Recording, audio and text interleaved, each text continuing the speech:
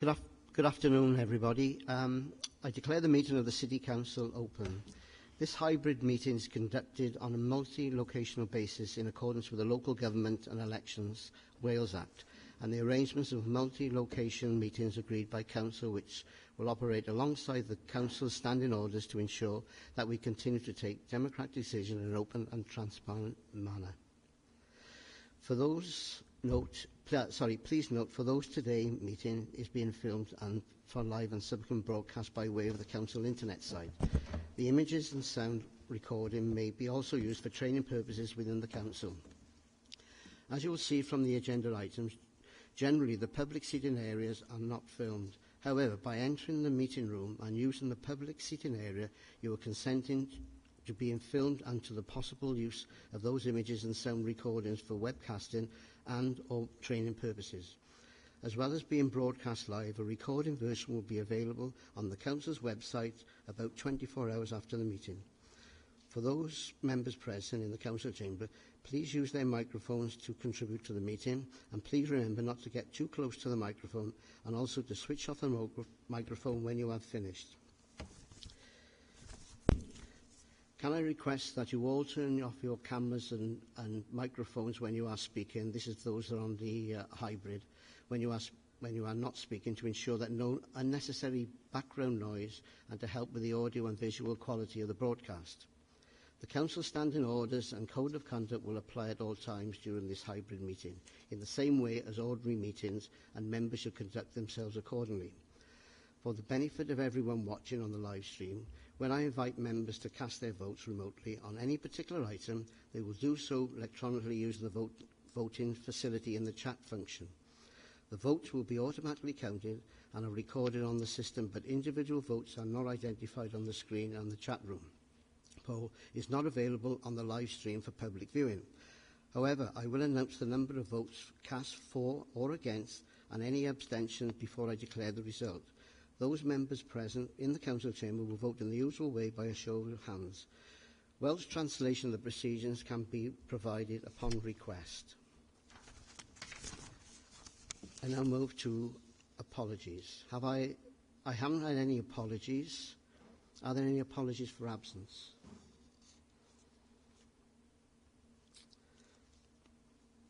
No. I move on to the next item, which are there any declarations of interest at this stage? If there are any declarations of interest arise during the course of the meeting, then members should declare that interest at the commencement of the item. Any members attending remotely can draw this to my attention by using the raised hand facility or by posting a message in the chat box. My announcements. I'm sure, well, hopefully most people are aware that it's the last meeting of Gareth Price, our legal officer. And I pass over now to the leader to say a few words. Thank you, Mr. Presiding Officer. And can I say how lovely it is this evening to see so many colleagues here in person to share with you, Gareth, in your final meeting as our monitoring officer and head of law and standards here at Newport City Council. I'm sure many people in the chamber this evening, and certainly colleagues online as well, will have worked with Gareth for many years. In fact, for some of us, Gareth is the only person, really, that we've ever known that's kept us, tried to keep us on the straight and narrow. But Gareth, you really do have quite, an esteemed career in local government. You're highly regarded, I know, by your peers across the whole of Wales and certainly within the Gwent area. And with almost 40 years of public service under your belt, we'll be very, very sad to see you go. But we couldn't let this meeting go past without giving you our thanks as elected members for the advice, the guidance and firm hands sometimes that you've given us as we've developed our knowledge and understanding of the democratic process. So on behalf of colleagues, I'd like to say thank you very much for your service to Newport City Council and wish you a long and happy retirement. Thank you.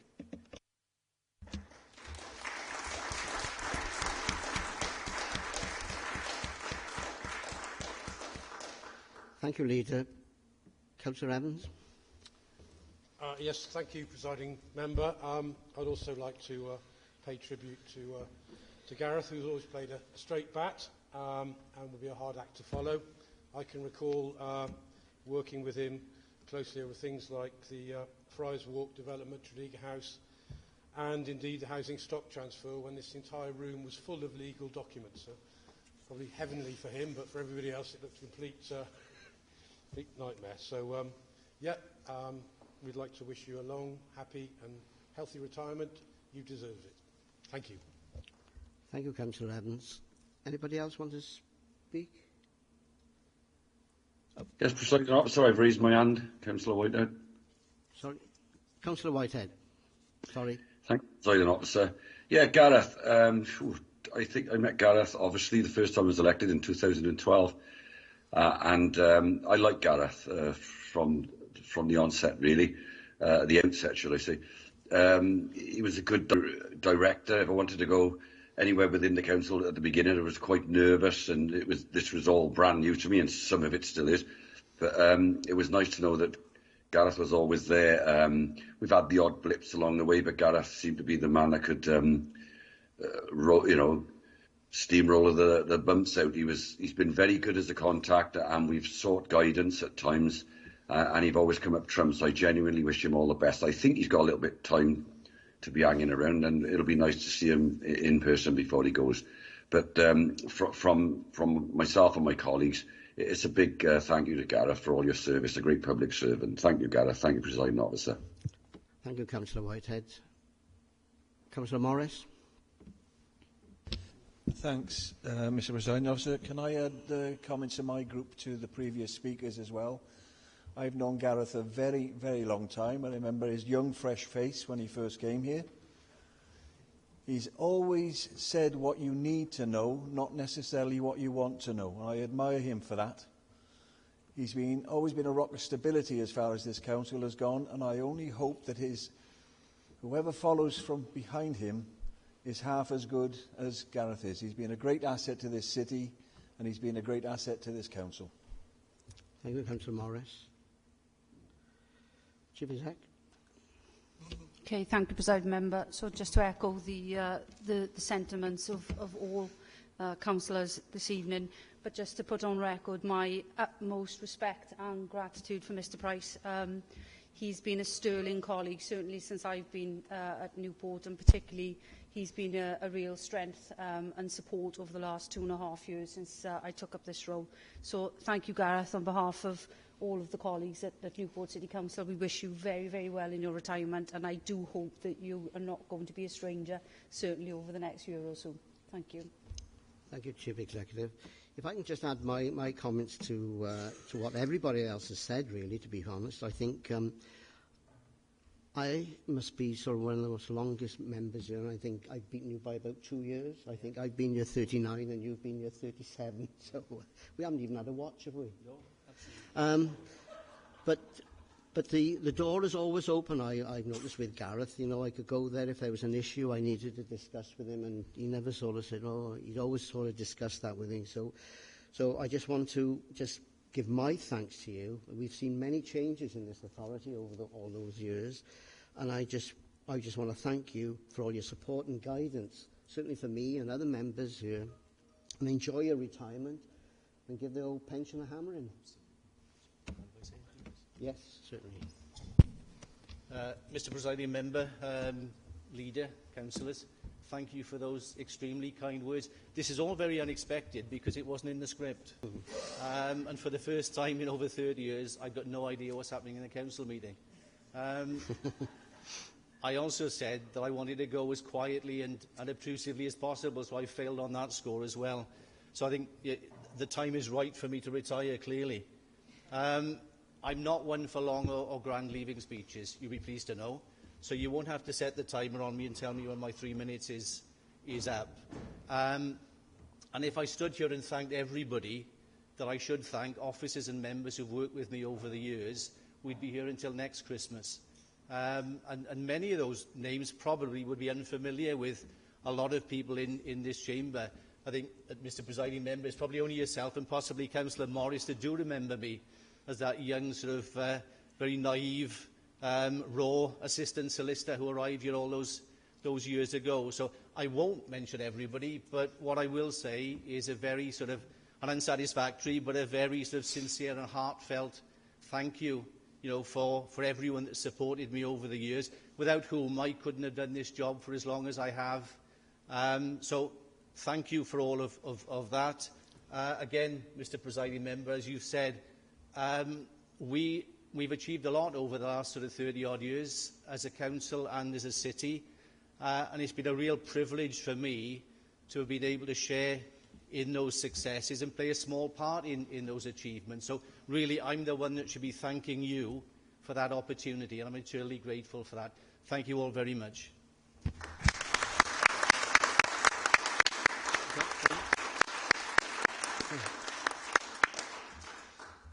A little bit belated, but I think Councillor Al-Army wants to speak.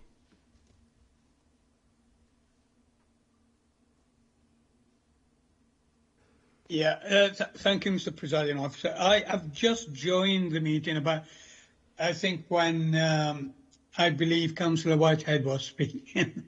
So I was trying to surmise what is happening. I'm sorry, I had some technical problems, but I don't wish to, not to mention that I also knew Gareth, and I knew him for a very long time. As you know, Mr. Presiding Officer, I think I'm the second sort of longest serving member after you here. Gareth, I'm just going to say all the best, if that's what you've decided to do for your retirement. I have not sort of come across you in any capacity other than when there is advice that I needed, and I have found that advice impartial, objective, and very, very useful indeed. So Gareth, from me, all the best, and have a very, very fruitful retirement, because I'm sure that's what you're going to be doing. Yeah, all the best, Gareth. Thank you very much. I don't think there's anybody else now to speak, so we'll move on to the next item, which are the minutes of the meeting on the 27th of September 2002 before us. Are there any points of accuracy? Thank you, Mr. Presiding Officer. In the minutes, it says I was present. I actually wasn't. I sent apologies. I was off with COVID. It also says, though, that I moved the appointments. Right. And even if I was here, I wouldn't be the person moving the appointments. Right, okay. I'm not sure who did. Right, okay. With those amendments, then, okay? Right, think about it. So with those points, then, I move the minutes of as a true record. Is there a seconder? I second. Right, okay. Three of you. Right, okay. Councillor Davis, thank you. With all those in favour, please vote. Those attending remotely can vote by clicking on the voting application in the chat box. I will give you a short time to cast your votes.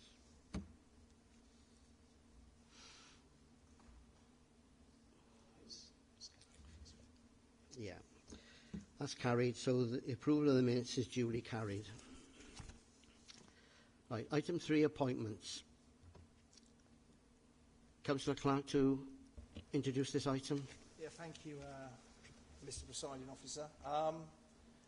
Really, everything's on page 13 and 14. Nothing else to add. So I'd like to move the report. Okay, is there a seconder to that? Yes, Mr. Presiding Officer, I'm happy to second that. Right, thank you very much. Would all councillors attending remotely please cast their votes now by clicking on the appropriate box in the chat function. I will give all members a short time to cast their vote before confirming the result. For those councillors in the chamber, all those in favour please show, and all those against, and any abstentions. That's carried again. Right, okay, thank you very much. It gives me great pleasure now to welcome Chief Inspector Hannah Lawton to the meeting. May I remind members, if that they wish to put questions to the Chief Inspector Lawton after a presentation, then please raise their hand in the facility in the chat box, and I will invite you to speak in the order indicated. Thank you, and thank you for having me. I hope you can hear me okay. I'm just going to give a verbal update in relation to the past month, and what I'll do is I'll go around each of the sectors in Newport in turn, and then give that brief overview and then answer any questions. So looking at Newport West, we've had Operation Absorb run in the past few weeks. That's a multi-agency operation with DVLA trading standards, looking at waste carrier licences, and during that there were a number of arrests, but also a number of identified wanted persons that enabled us to carry out warrants as a result of that as well. And I'm aware that last week there was a question in relation to the support we were getting from registered social landlords. And from that, I think Chief Inspector Davis mentioned the work ongoing with them in relation to the local lettings policy. That has now been signed off with criteria there, and that's been done in conjunction with Pearl Business Forum and other community organisations in the local authority. Going on to Newport Central, there are plans in place for Christmas to effectively deal with the increased demand that we will normally see around that period. And that's been done with the licensing team, but our neighbourhood policing teams as well, with licensing teams in the local authority to do those joint visits, but also to make sure that there are precautions in place to limit any disorder and social behaviour during that time period. And also, as you're aware, the Knife Angel has been still here in Friars Walk. Really good response to that. We've had a lot of work done there. It's also an extremely useful tool to highlight the impact of knife crime upon individuals, communities and those causing it. And a number of our youth engagement workers and groups have used that really successfully. Going on to Newport East then, there's been work done in relation to the car cruisers there. Over 120 traffic offences have been reported, and I know the local policing team there are doing wider work around looking at what is attracting people to the area, looking at designing that out, but also looking at where they're coming from, so working with the neighbouring forces to look at why that displacement is, what's happening there. So it's not just focusing on the issue in that smaller context, but looking at the wider causes there as well. And then also the Safer Streets funding has been awarded to the local authority and Gwent Police, and that focuses on Allway and Newport East. There's a lot of work going on there in relation to crime prevention, but also diversionary and engagement schemes. There have been 3 of these up and running since the summer period. One is consistently running, and the other 2 are within the holiday periods. So they've been summer holidays, October half-term, and it will also run over the Christmas period and ongoing then. They are in relation to diversion, engagement, and I can provide more information on them if needed. And then looking at the general crime figures and an overview of the trends in October. Looking at Newport West, no statistically significant rise in criminality. There's been a slight decrease in commercial burglary and shoplifting offences. Shoplifting offences are down by 29%, and there's been a lot of work in relation to Business Crime Week, which may be attributed to that. That's work with local businesses, especially in areas of clustered shops and the high street. There's been a slight increase of about 8% in residential burglary in Newport West.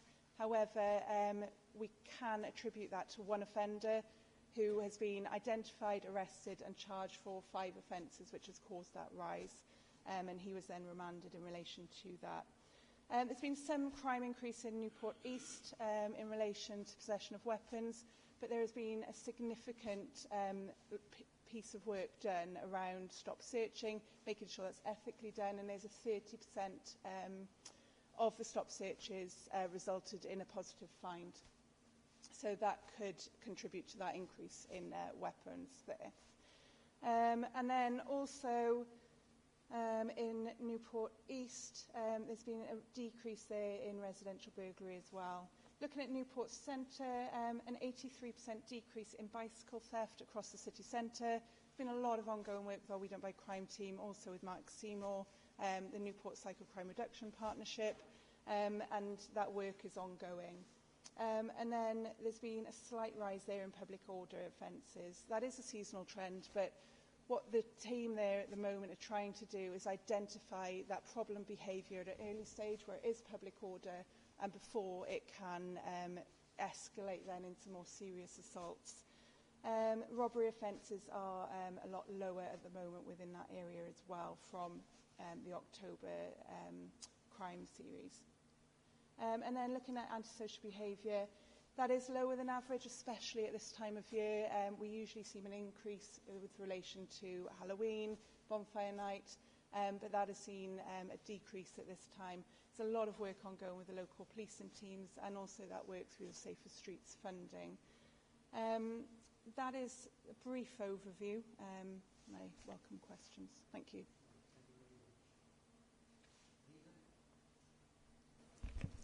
Thank you, Mr Presiding Officer. And thank you, Chief Inspector, for joining us this evening. I'm delighted, once again, that we're all able to be here in person. And I'd like to thank you on behalf of the Council for the contribution that Gwent Police have made to policing events across our city. It's so great, really, to have the support of Gwent Police. We've had a fantastic food festival with thousands of visitors to the city centre, and also this Saturday with the switching on of the Christmas lights. But also, might I say, it was fantastic that representatives from the force were able to join us to pay their respects when we paid our tributes on Remembrance Sunday. So thank you so much for the presence, because actually it means a lot to our residents and it really does give our residents confidence. And on that note, I'd just like to say a huge thank you from the Malpas Ward Councillors for the confidence that you've given our residents, particularly in and around the Pilmore Road area over the recent week or so. So thank you very much for that continued presence. Thanks.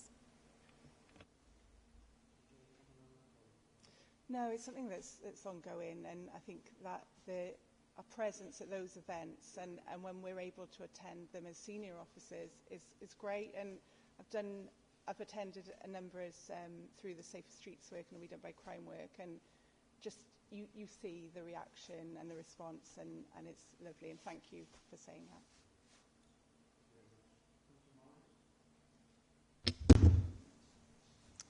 that. Chief Inspector, reference to nuisance motorbike, electric cycles.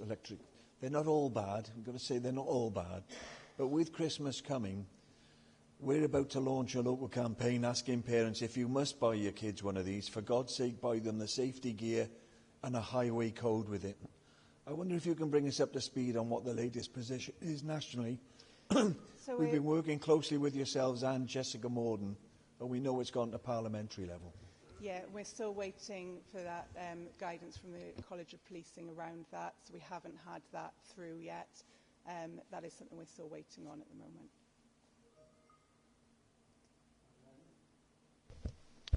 Yes, thank you, and Chief Inspector, and congratulations on your promotion. I think last time you were a sergeant, so yeah, you're clearly 5 years ago. Yeah, going in the right direction. Thank you. I understand if asylum seekers / refugees are placed in Newport, the police are not notified. This, of course, will not be an issue for the majority of placements, but it could mean we are housing people with criminal backgrounds who could commit further crimes in our city.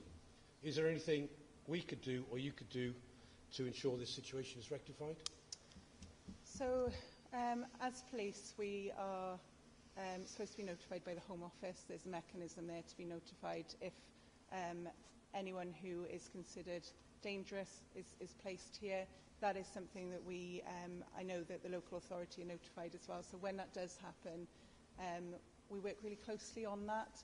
And I think the way that we work together on that is really good at the moment. But that is something that we are reliant on the Home Office for. Thank you. Councillor Cleverly. Thank you, Chief. Mr Presiding Officer, and good evening, Chief Inspector. Get it right now. I wanted to raise the question of the fires we've been having in the Bettis area. Last week we had the owner of the chip shop, his car was set on fire, which he uses to deliver his orders, which is now at a place and he can't deliver them. And also a few days ago there was also another car set on fire at the top of Lambourne Hill, Have you got any updates on these fires being... I haven't, but I'll speak to the neighbourhood team in relation to that, because the impact that would have as his business, I can imagine, is huge. If they've been reported to us, then I can imagine that will be investigated fully. The neighbourhood policing team will probably have ownership of that, and I can find out an update for you in relation to that.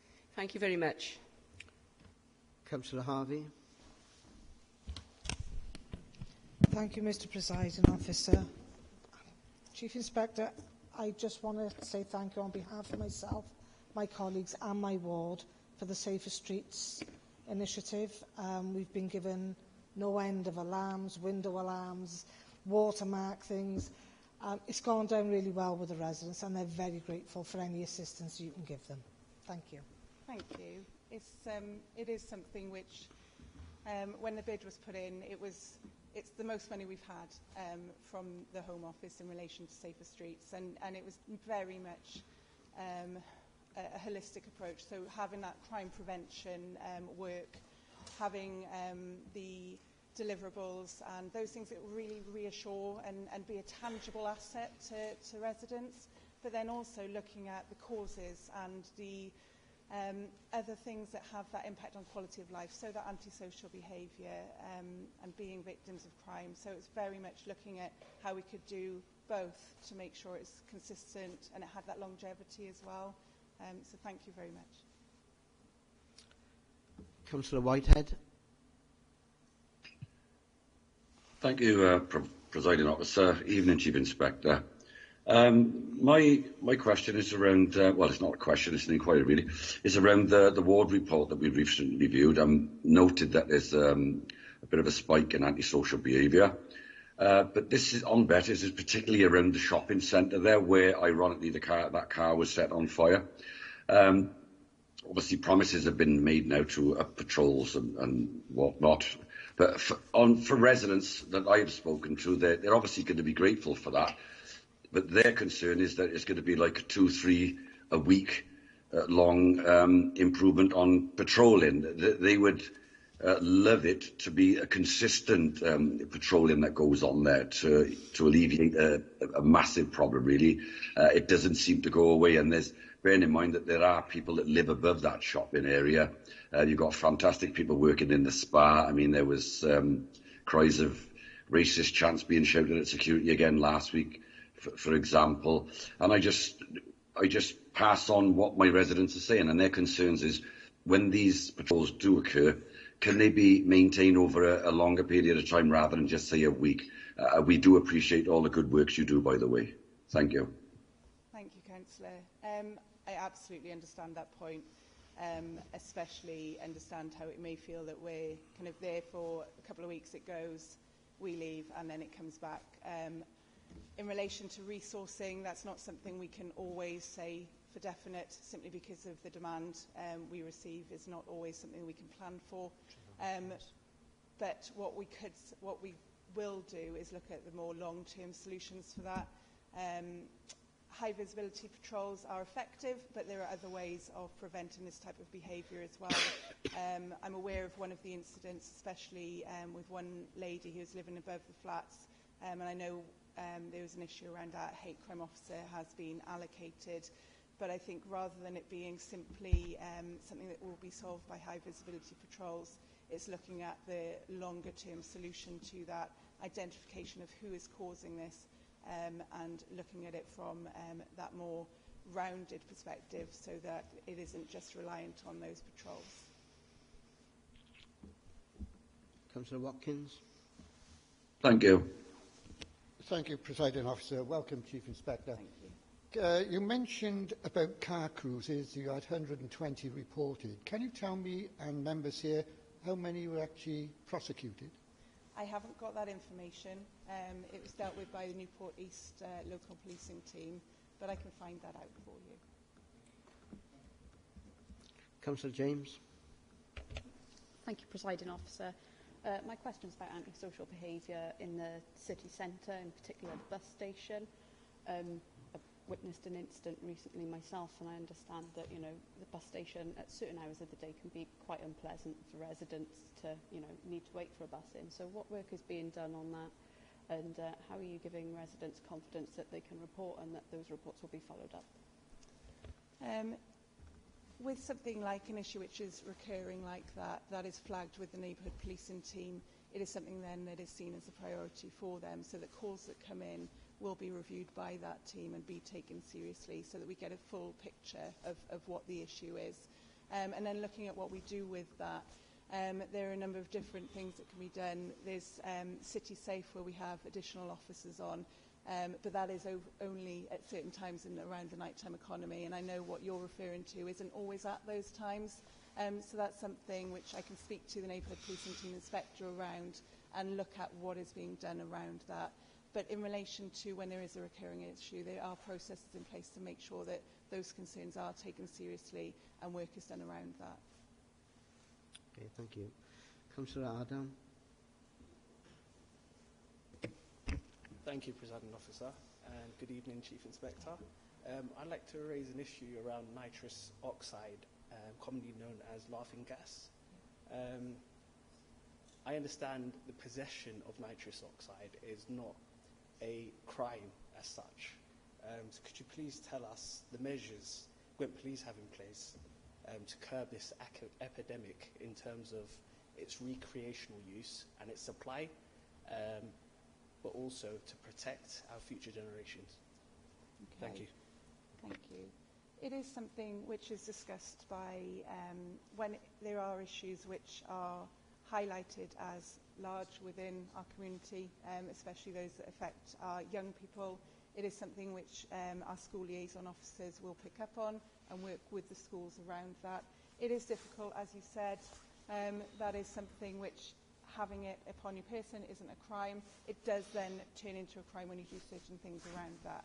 However, the main kind of work around that is the work that's ongoing around antisocial behaviour. So looking at where this is happening, because it is normally happening in certain areas. In vehicles, you see the canisters left at locations. It's educating around that, making sure that our officers are aware, but also linking in with the schools so that when there are issues like this, that education work and education piece can be done from an early age to look at not just the dangers of the drugs that we're aware of and the drugs that we talk about, the controlled substances, but also these substances as well, which can cause additional harm.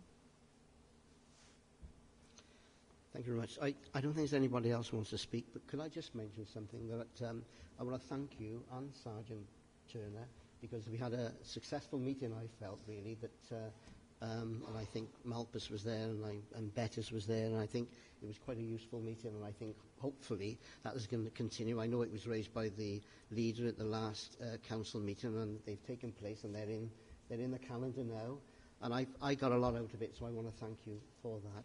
And I also want to thank you for attending this meeting, and hopefully you'll be attending more often. Thank you very much indeed. Thank you. Okay, we'll move on to the next item.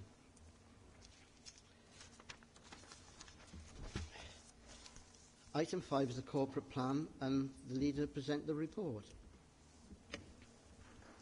Thank you very much, Presiding Officer. And excuse me, I'll just rearrange myself because I forgot my glasses. On the super readers. So thank you very much for that. I'm pleased to present to Council Newport City Council's corporate plan for 2022-27. Newport City Council is required as part of the Wellbeing of Future Generations Act to carry out sustainable development to improve Wales' economic, social, environmental and cultural well-being. We also have to fulfil our statutory and non-statutory duties to support citizens, businesses and stakeholders. This plan prioritises the Council's long-term strategic focus and meets the requirements of the Wellbeing Act. The development of the Council's new corporate plan has been undertaken between senior officers and the Council's Cabinet members through a series of workshops. The plan has also considered the short and long-term opportunities and risks to the Council, its residents, economy and environment. In the development of the plan, we consulted with residents on our wellbeing objective themes, which were positively received. Over the next 5 years, Newport Council's mission statement will be working to deliver an ambitious, fairer, greener Newport for everyone. To support this goal, there will be 4 wellbeing objectives supported by strategic priorities. Economy, education and skills. Newport is a thriving and growing city that offers excellent education and aspires to provide opportunities for all. Environment and infrastructure. A city that seeks to protect and enhance our environment whilst reducing our carbon footprint and preparing for a sustainable and digital future. Quality social care and community services. Newport is a supportive city where communities and care are at the heart of what we do. An inclusive, fair and sustainable council. Newport City Council is an inclusive organisation that places social value, fairness and sustainability at its core.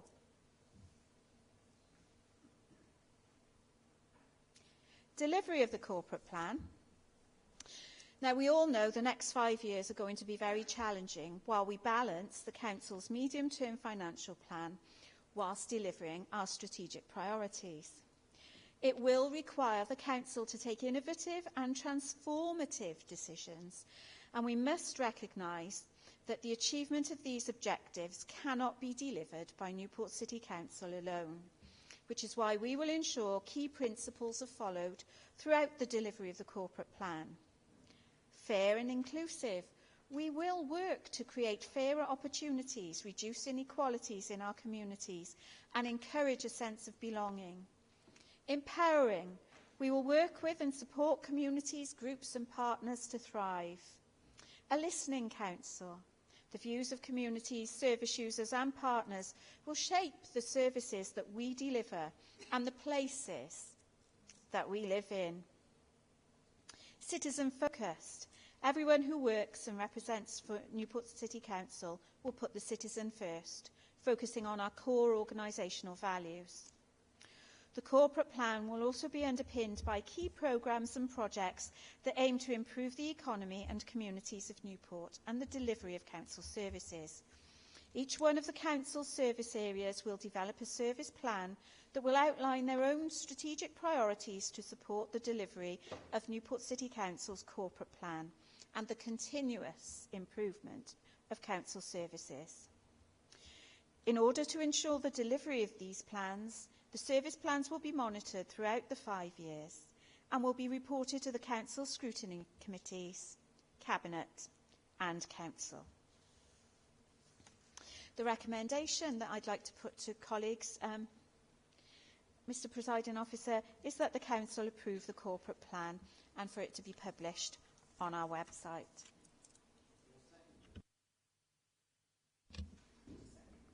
Thank you very much. Councillor Evans, you want to speak? Yes, sir. Thank you, Presiding Member.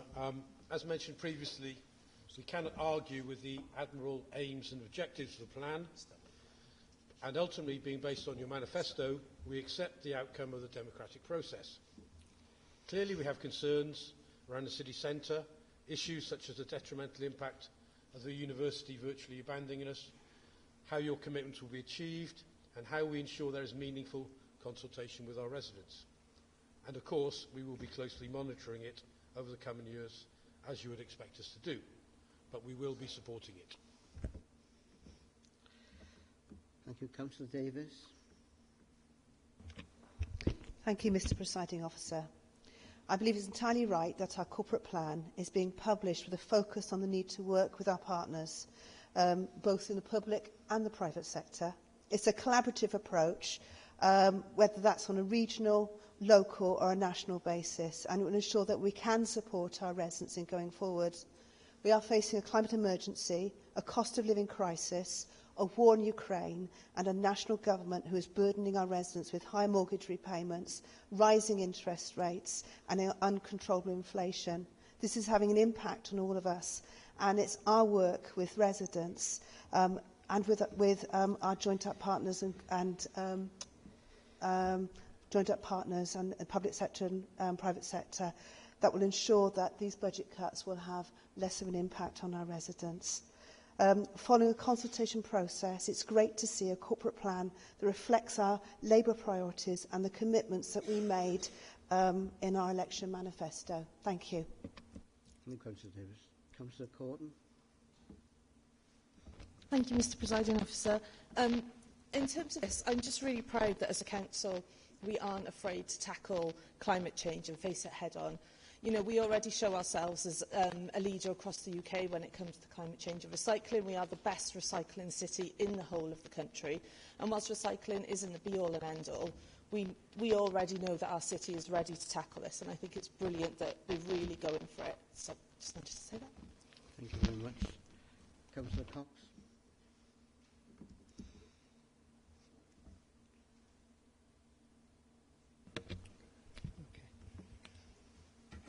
I very much like to support the plan.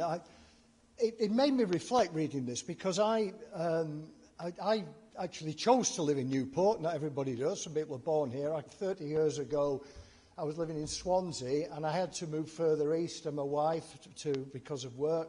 And we looked around for somewhere to live. And we really liked the look of Newport. And we thought this looks, this is going to be a great place to live. And to be honest, it is.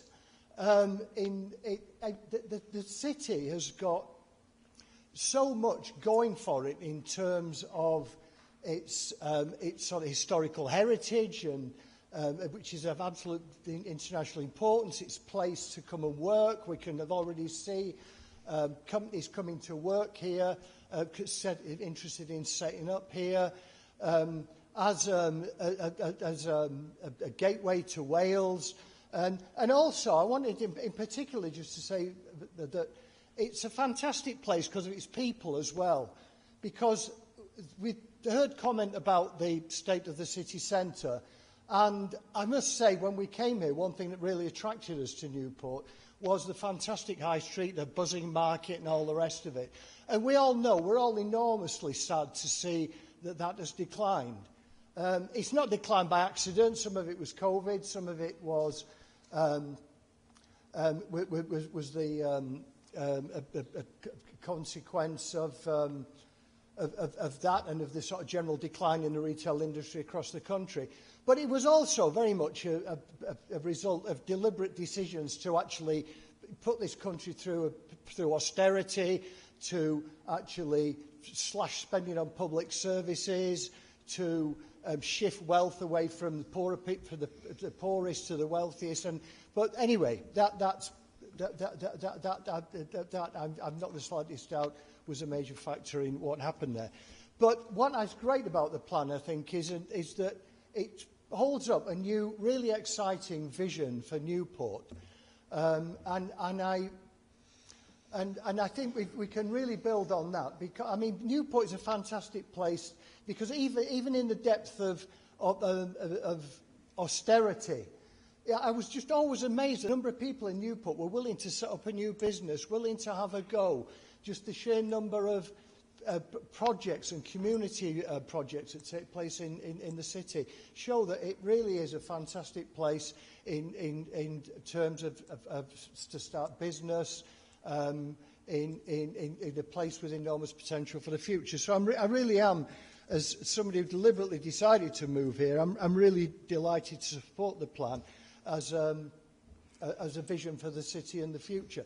And I think perhaps I'd like to just say one last thing to finish, and that is that it is true, and it's in the report, and it's already been referred to, that the report, unfortunately, virtually as soon as the plan appeared, that this country was faced with a situation where it was going to slide into probably the worst recession in memory, the biggest decline in living standards since records began, and that is going to pose a challenge.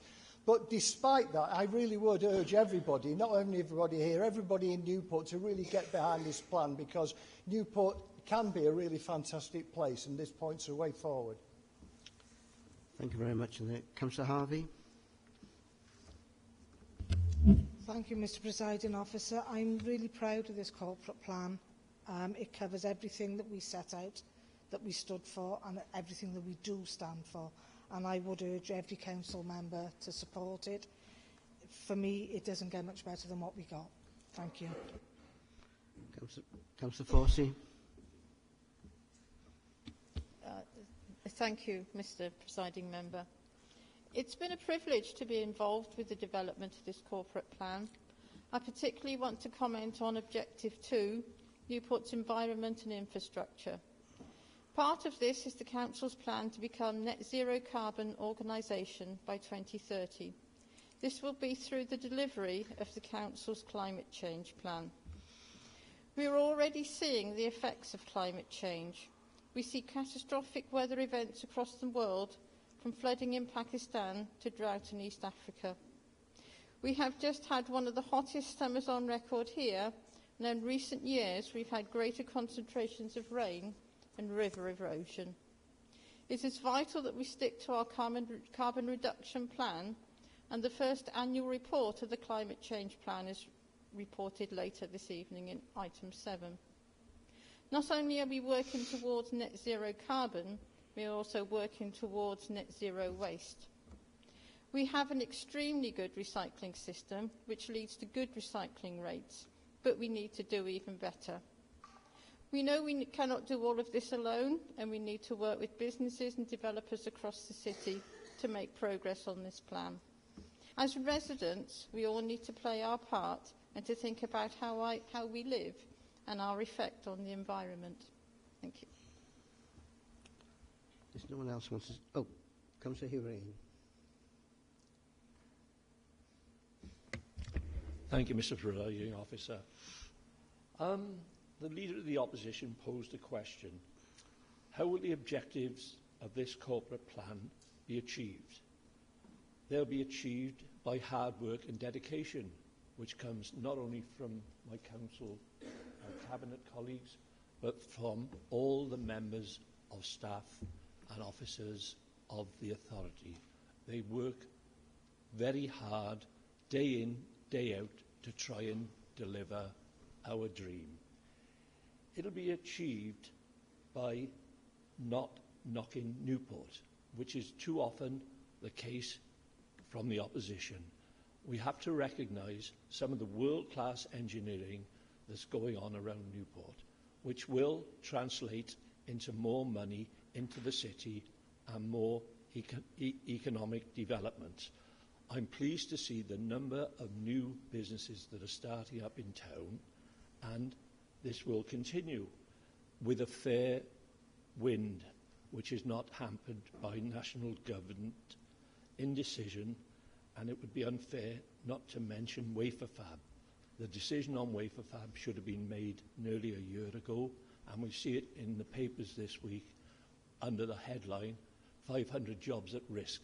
Those 500 jobs are not at risk. They're perhaps at risk of another owner.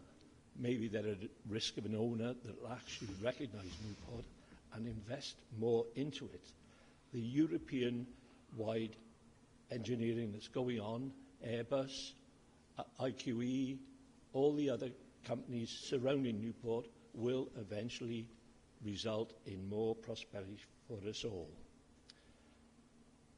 Whilst bearing in mind, and I'll just quote one sentence from the report if I might, the need to respond to the short-term needs of our communities. Money must be kept aside for some of the things that we can't possibly predict. Look at what this council has done over the last 3 or 4 years, coping with downturns, coping with COVID and all the other things that the officers have been asked to deal with, and they've dealt with them remarkably well, and this is something we should recognise.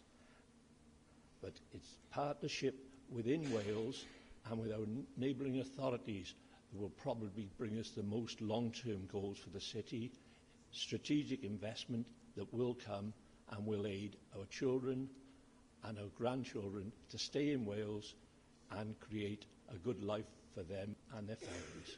Thank you, Mr Presiding Officer. Sorry, Presiding Member, point of order. I think Councillor Hurain... Wait a minute. What's the point of order first? The Point of order is Councillor Holroyd took my comments out of context. He said I was slagging off Newport. Wait a minute. Wait a minute. That's not a point of order. It's a point of clarification. Point of clarification, then. Perhaps I can, because he's misrepresented my words. I did not slag off Newport. I mentioned about the university, and you can't simply make allegations like that and expect me to take it. So that's my point of personal explanation. You've clarified. Okay, you've clarified that point. Can I come back on this? No, you're not. It's up to the lead. I did not. I don't want this going back and forth now. I did not, you know, otherwise. in any way defame him. Okay. I merely pointed out that he asked the question. How will the objectives Councillor be Hearing, achieved? please. And if his skin is I've stopped Councillor Evans. Councillor Hearing, please. Of course, right, we got to move on. Sorry, both of you, Mr. please. Right. Officer. No, I'm not. Pardon? What? You're not coming in on this debate now. Not what, on what these. He can speak if you want. No, I'm on about you. You're not. Are you talking about what he's just said? No. Right. Sorry. Okay. I thought you wanted to add points on that. Right. Come on then.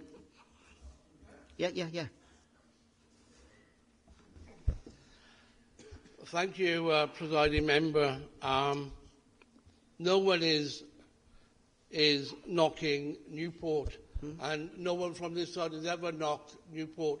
We've clearly stated that we support the aims and objectives, and we're going to try everything we can do to ensure that the administration here delivers on what it says it's going to do.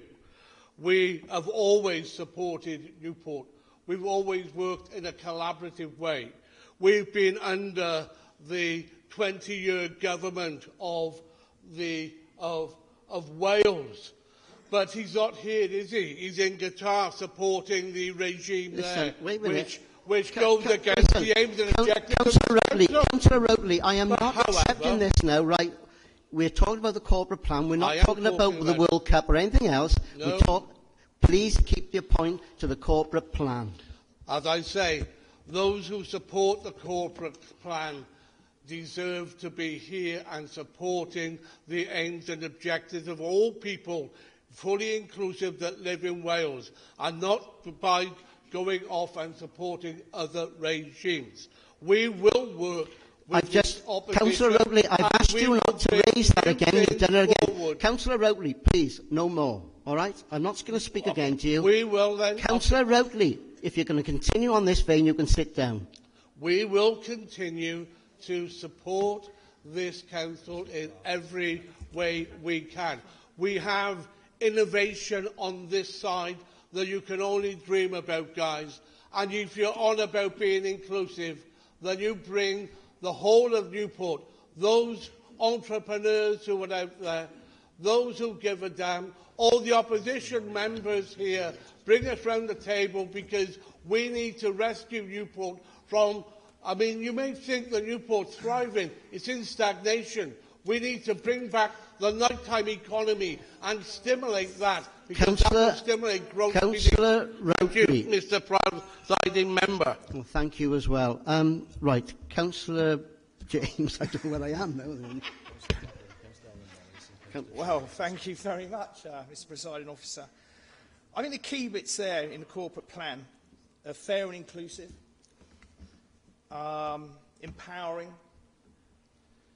listening. We're a listening council, and we're citizen-focused. But I would add, and I wasn't going to add this, but I would add that I think actually you should look more inwards at your fellow colleague in Westminster who's getting £400,000, Matt Hancock, in the jungle. Mr. Mayor, point of order, Mr. Mayor. What is this going to do with the corporate plan? Exactly what you mentioned. Exactly what you mentioned. It doesn't matter what he's up there on a jolly. We could. Councillor Rotley, sit down, please, or you'll be in the jungle. Right? Right, enough. Right. Councillor Morris. Well, for something that's supposed to focus on Newport, we're having quite a world tour, aren't we, at the moment? Right. Can I say I'm broadly, and my colleagues are very, very broadly supportive of the plan. It's a step in the right direction. But those of you that know me know what I'm going to say. I would love to have seen a little bit more in there for our teenage generations, the generation we're leaving behind.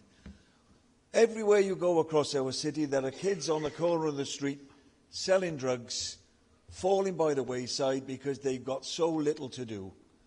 I would have liked to have seen a little bit more there where we can promise our youngsters a better Newport to come, and I couldn't see much in the report that actually did that. Other than that, it's quite supportive of it. Thank you. Councillor Druitt. Presiding Officer, I just want to support this plan. I'm proud of Newport's history, proud of where Newport is today and what is going to become tomorrow as a result of this plan. I think we need to work together rather than squabble over points and jungles. And by working together, we will get the city moving forward. The plan is for us moving forward together. Not for ourselves, not for the councillors, but for the people of Newport, Presiding Officer. I thoroughly support this plan.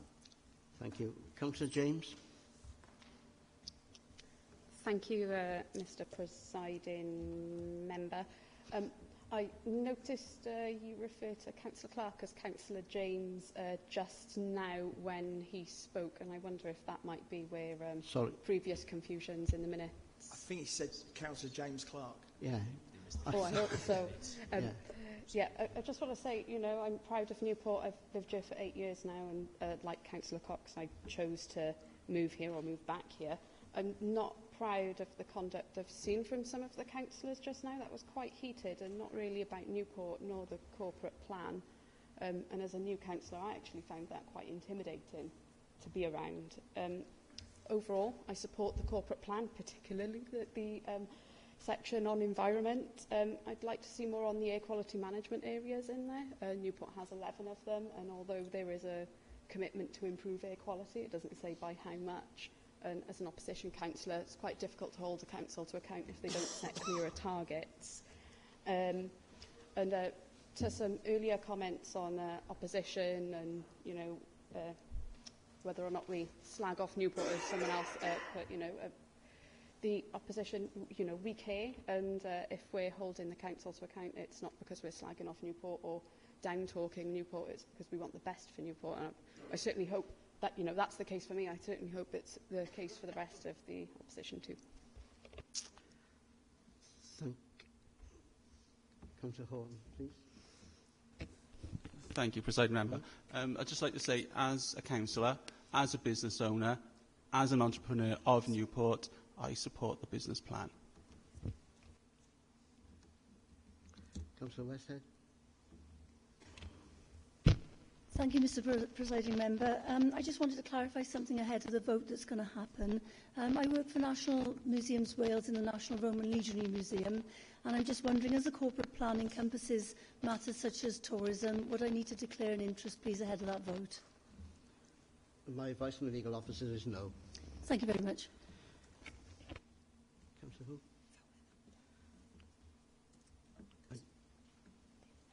Oh, David Fowler. Sorry, David, I didn't hear it right. Thank you, Mr Presiding Officer. As Matthew has said, we are more than happy to support the corporate plan, and there are many good things in it for the residents of Newport. But I just would like to say to you that, you know, there is talent right across this city, and we need to get as much of that talent as possible working with us, and that includes us here as opposition members, working with you to get things in the right place. But I would just like to remind you, you've put forward your corporate plan, okay, it's good intention, but remember that you have controlled this council for 46 of the last 50 years. And it's incumbent upon you now to ensure that this goes through and things are right. And, you know, we go on about Westminster, okay? I surrender, okay? I can't defend Westminster, but what I can say to you is that, you know, Labour have been in control down there in Cardiff Bay since it began, and 11 of those years were under the Labour government as well in Westminster. But let's work together now, and let's get this corporate plan on the move. Right, Councillor Whitehead.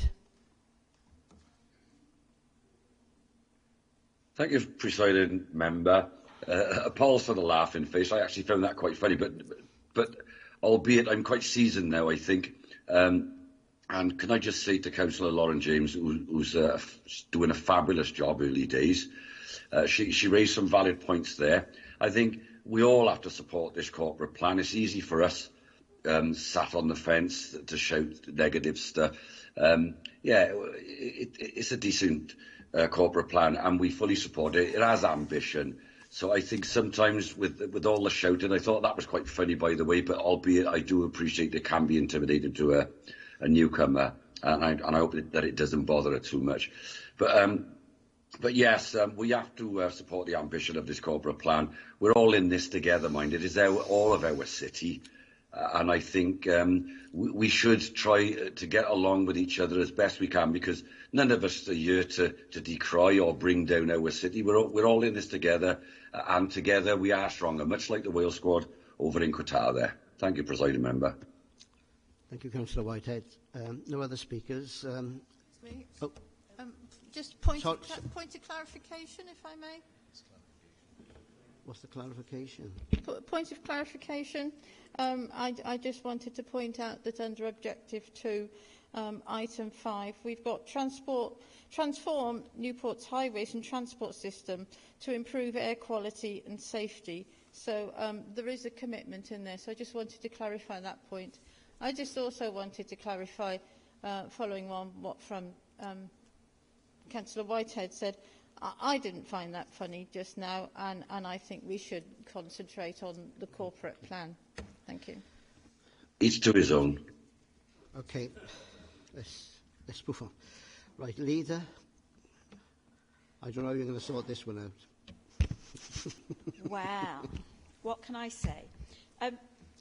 I'd like to thank everyone for their engagement with this particular item, because however that actually panned out in person or virtually, it's really good to see that so many councillors, so many elected members representing the citizens of Newport are engaging with the corporate plan, which really sets out the strategic objectives for Newport for the next 5 years. So thank you, colleagues, for your engagement with that.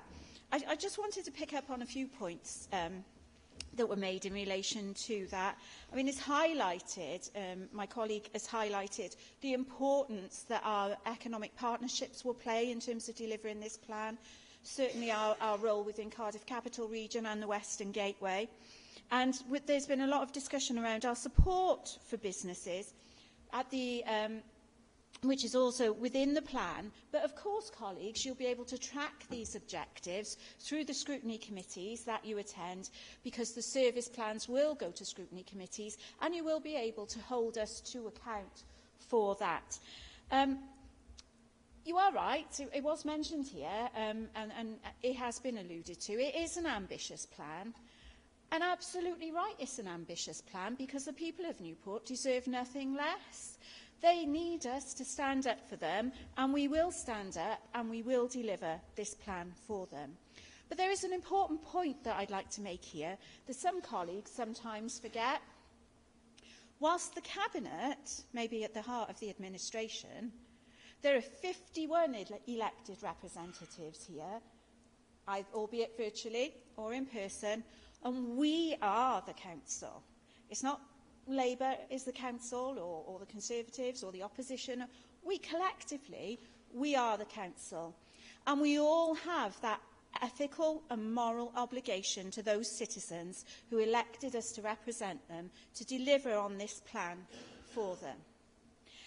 And I would suggest that there's no greater mandate in terms of the democratic process than the support that we saw for this plan when in its previous form as our manifesto, because the citizens of Newport voted for it.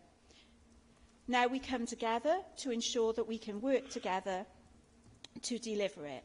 And I really want to emphasise that point. We are Newport City Council. It's not me, it's not the Cabinet, it's not the officers, all of us together. We are the Council. And we're also accountable to our citizens as well. That's something people could do well to remember from time to time. My final point, and for me personally, this is a very important point, and this is a point that really aligns with the key principles that Councillor Clark mentioned, that we've set out in terms of the plan and the principles on which this plan was based.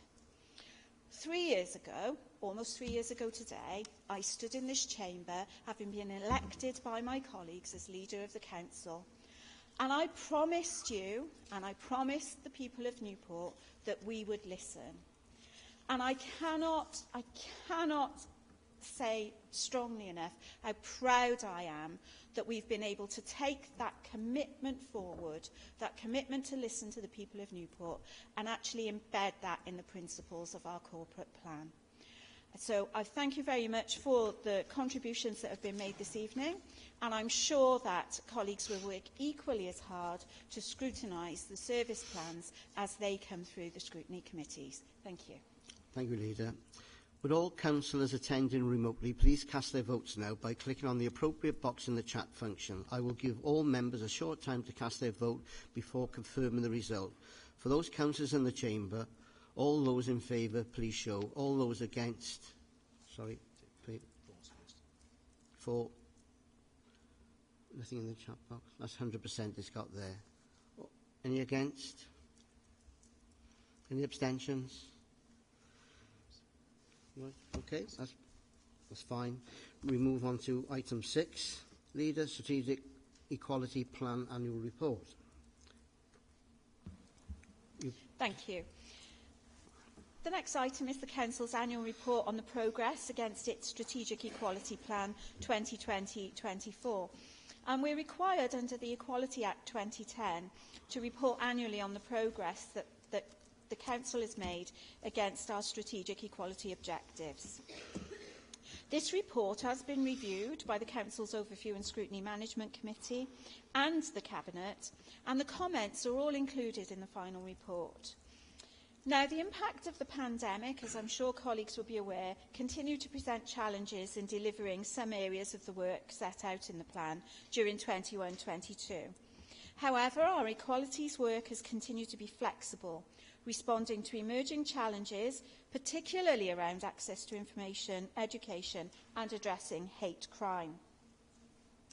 During the past year, nearly 300 of our senior leaders and managers within the organisation have completed inclusive leadership training.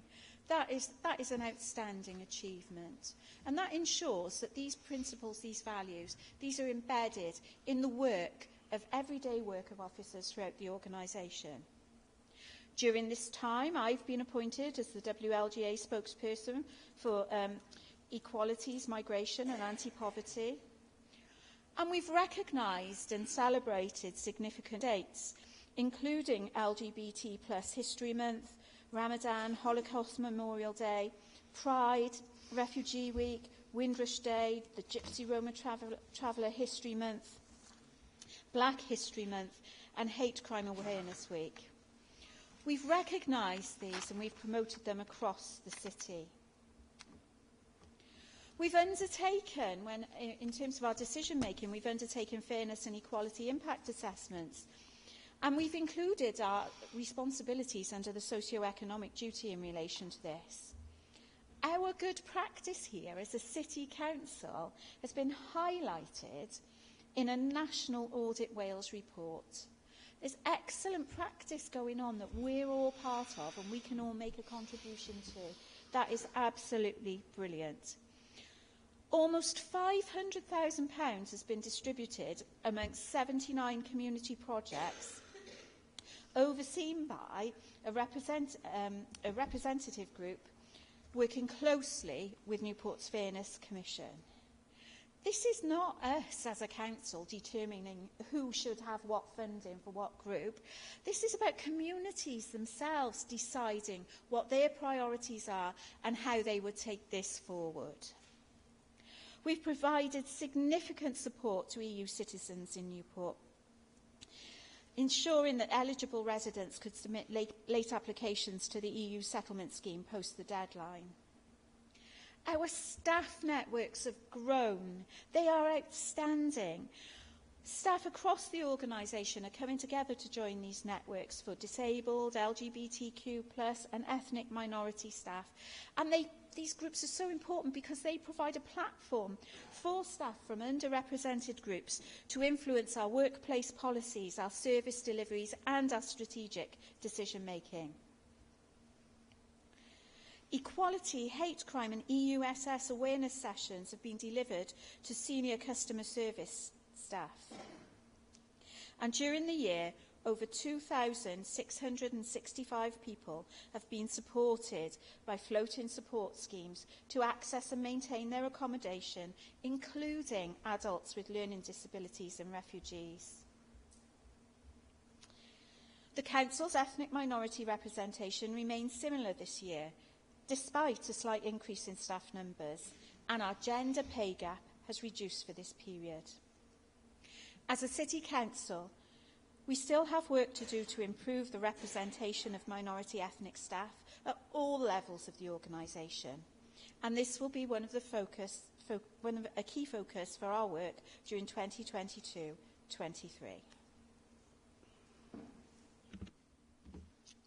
Thank you, Leader. Are there any comments on the proposals? This is seconder first. Seconder, sorry. The seconder? Councillor Dimitri? Yeah, thank you, Presiding Member. I'll second that, and I would like to say a few words just on what the leader has articulated, is to focus on the participatory budget process. As the leader highlighted, 79 community groups benefited from over £400,000 of funding last year, and it's open this year as well, which is over 300,000. And I would like to ask all members, if you go some good community groups or some people with some good ideas about how they can support their community, please encourage them to approach the council and put the ideas to us, so we can get them in touch with the group and the necessary people, so we can all benefit from that great idea. And their ideas do need the support of a local member. So I just wanted to highlight that as ongoing work. And also, I would like to end on, it is the annual plan. I want to thank my predecessor, Councillor David Mayer, for his work in this area over the last few years. I only came in May, and so his work is largely highlighted by this annual report. Thank you, Presiding Member. Thank you, Councillor. Are there any comments on the proposal? I got Councillor Davis. Thank you, Mr. Presiding Officer. I just want to focus on a small but important aspect of the implementation of the strategic equality plan, and that's the actual implementation of the socio-economic duty. And this came into force in March 2021 as a piece of Welsh Government legislation. And it's really good to see that it's now embedded and considered when policy development and strategic decisions are taken within this authority. Its purpose is to reduce inequalities of outcome for our most disadvantaged communities. And the paper rightly states that this has placed tackling inequality at the heart of our decision-making process. And this fits with our guiding principles as a Labour administration, and it's gratifying to see these same principles being embedded in our strategic plan, which we have all agreed upon this evening. Thank you. Thank you, Councillor Davis. Councillor Cox? I just wanted to make one comment on this, that anybody who's been on a committee with me, I've not been here long, but if anybody been on a committee will know that equality is an issue that I've always taken a big interest in, and I've spoken in committee about that before. But I was delighted to see the plan, and the Council can be duly proud, I think, of the work it's done on equality in terms of the training that's put in place, the policies it's put in place. I mean, anybody who went to Bellevue Park for the Pride in the Port, would can clearly see there the commitment that half the council there, in fact. I think I joked to the leader at the time, you could hold a group meeting if you wanted to, that half the council were there. It shows the commitment that the authority has.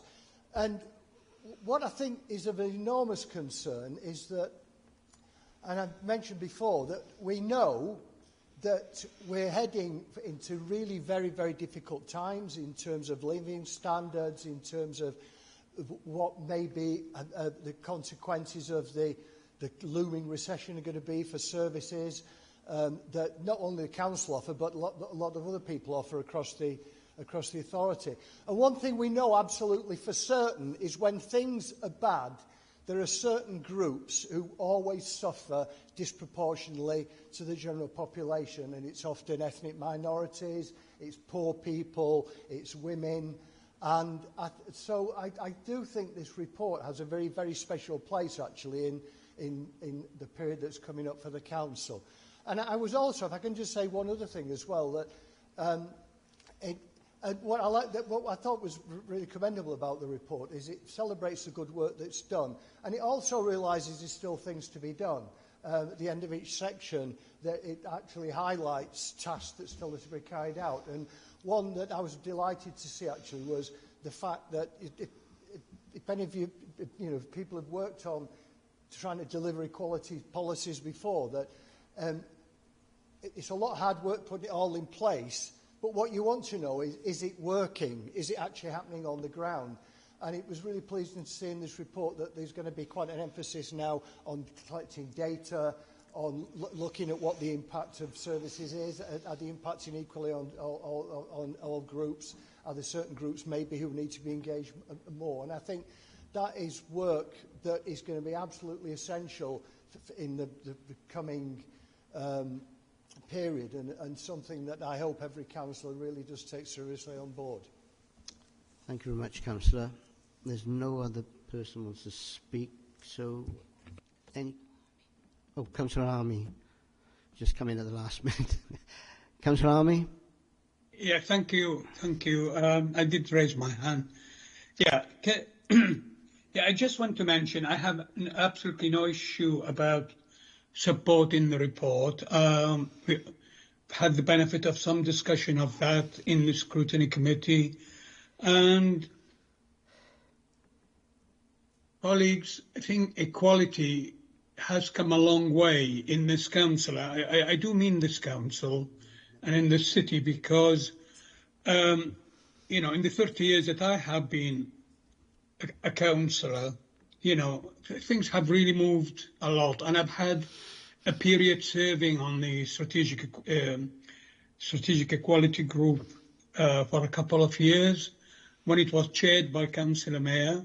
And yes, I think some of the issues that we're discussing there really represent a great, development really in really looking at the issues that should come under what we call strategic equality. Yeah, I know there is work to be done, but colleagues, I would like to bring the issue of Islamophobia here. I have been approached by the Muslim councils about this, and they want the council, and you in particular, to sort of look at this issue a little bit, maybe more fully than what we have. And I have suggested really that's a good way to start that engagement is through the strategic equality group. So I hope really that the cabinet member, who I know is actually he also chair the strategic equality group, is to start that. And I would urge not just an internal discussion, but actually to invite people from the Muslim Council about what they would like us really to do in order to, one is really to understand more about what this issue is.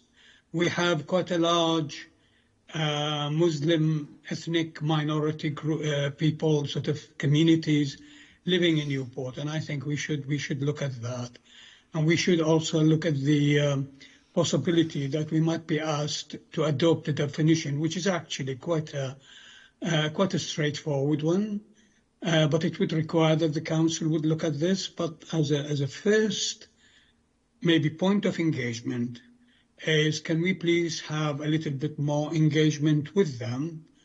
I've suggested that for the last few months, actually, and so far I haven't seen anything formal to that. So I hope that we will be looking at that, and it will be forming part of the work we do for next year when we look at the annual report again. Thank you, colleagues. Councillor Hussain. Thank you, Presiding Officer. I also support the plan, the Equalities Plan.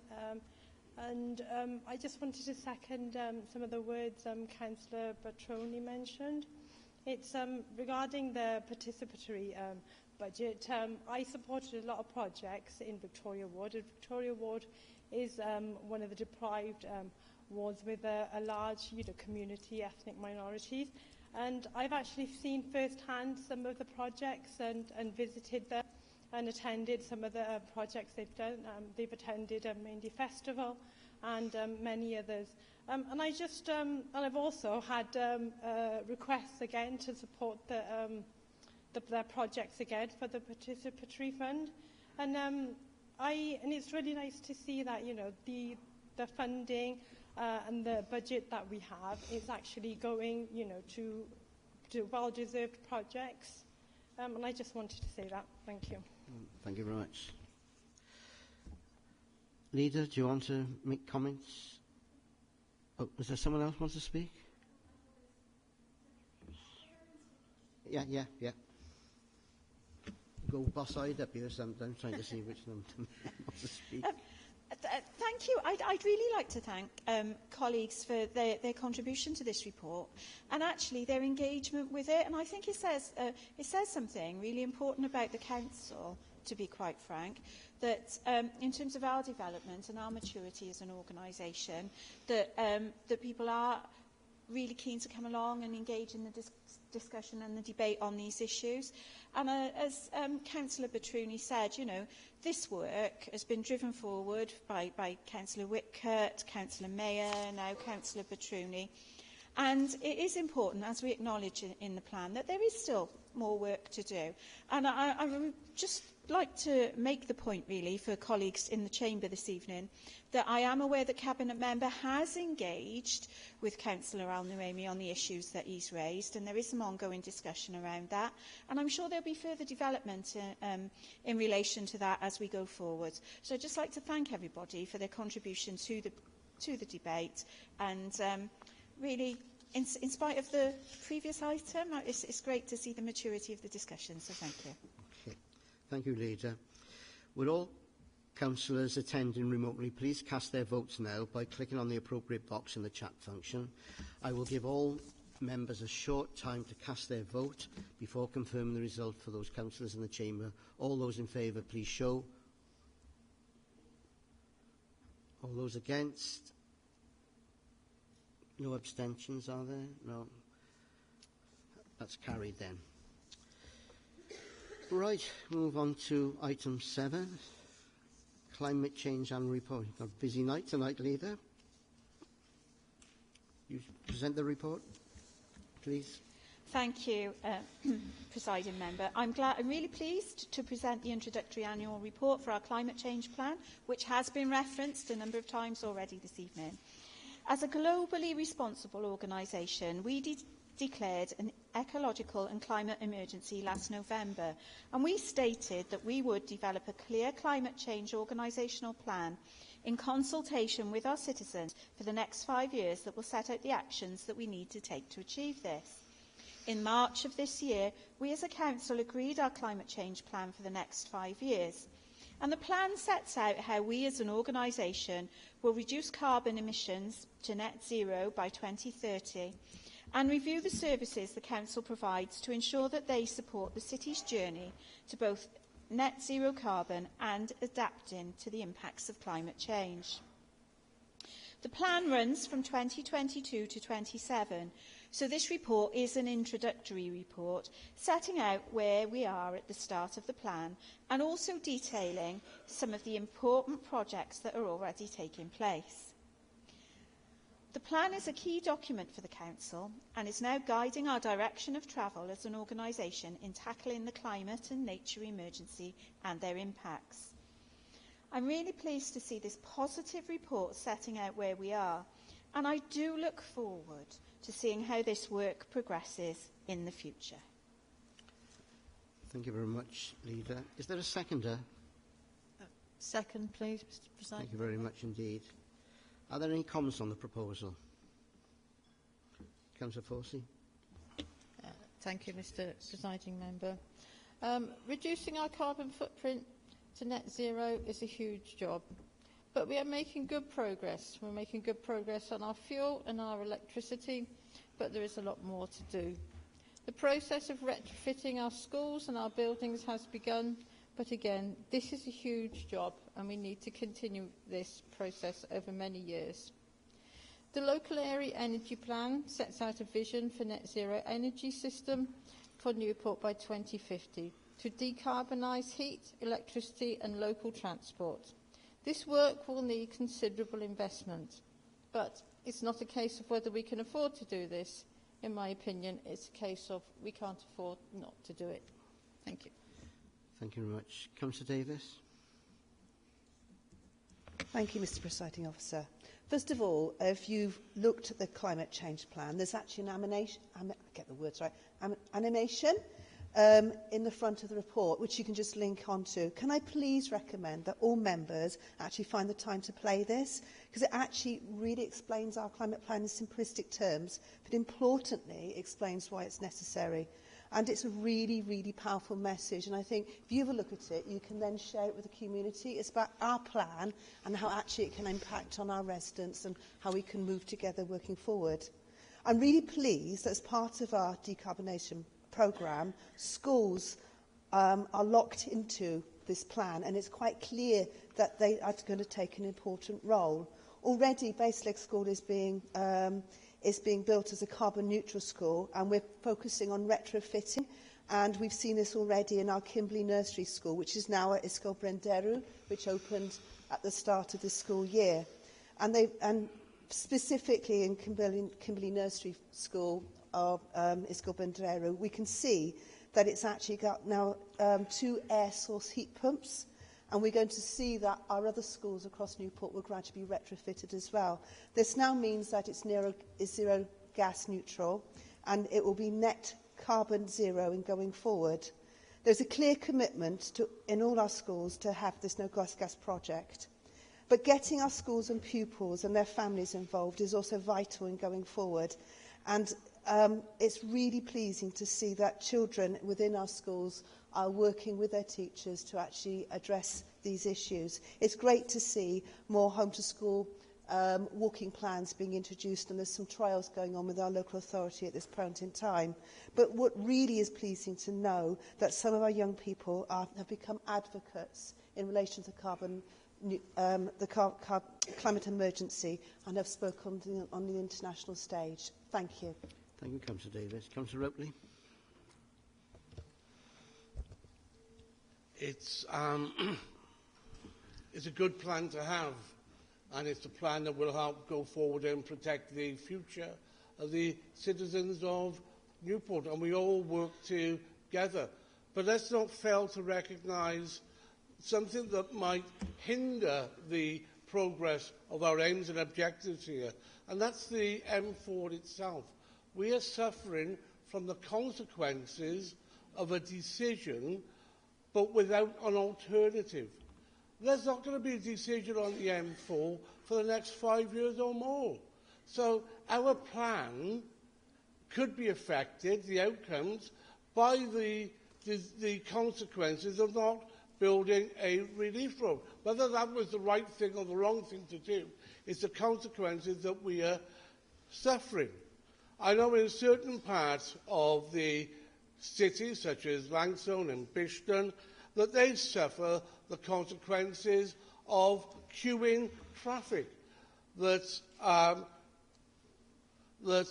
produces so much pollution that it's beginning to choke the airways of our residents who travel along there.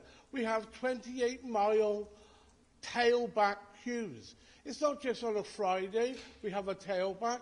It's Monday, Tuesday, Wednesday, Thursday, and now Friday. So I support the item before us. I do believe it's something that we could achieve with the right push. But we need to recognise there's an Achilles heel here, and that's the consequences of the M4 itself, and nothing will change in the next five years. So can I ask the mover of this document to do everything they can to encourage the Welsh Government to get on with their job, and let's open the gateway of Wales, and let's free Newport from, at the moment, the choking situation and the dreadful queuing that's having an effect on all our communities. Thank you, Mr. Presiding Officer. Thank you, Councillor Ripley. Councillor Fairweather. Yes, thank you, Mr. Presiding Officer. Yes, this is a good document, and climate change is something that's happening. It's happening all around us. I was interested to read in the report about how we're doing new buildings, new council buildings, new schools, how we're making them eco-friendly, how we're using energy to its best use. But I would just like to remind you that one of the biggest gas guzzlers we've got is this building here. You know, this is something that needs to be addressed. And Councillor Routley mentioned the M4. Well, I understand that there is a sort of a plan in place to deal with that, and that is to make public transport more accessible and better. The problem is, of course, that things aren't joined up properly there. And that's not our fault as a council. That's much higher than us. That's down there in Cardiff Bay. And they need to get their act together to get that sorted out. I think people would use more buses, more trains, if they were there, if they weren't on strike. But that's another matter. But those are the things that we need to address. But yes, as a council, I think here that we've got a good plan in place. It's a start. It really is a start. But it's the wider community as well, and of course the country as a whole that has to buy into it. I can't see any other member at the moment, so... Sorry, Councillor Cleverly, I didn't see you there. Thank you, Mr. Presiding Officer. Yes, I would like to support this plan, but the only thing is Newport Transport needs to get their act together, because only Friday, when I was coming to training in this very chamber, 40 minutes I waited for a bus from Bettis into town. You know, and surely that's not good enough. Thank you.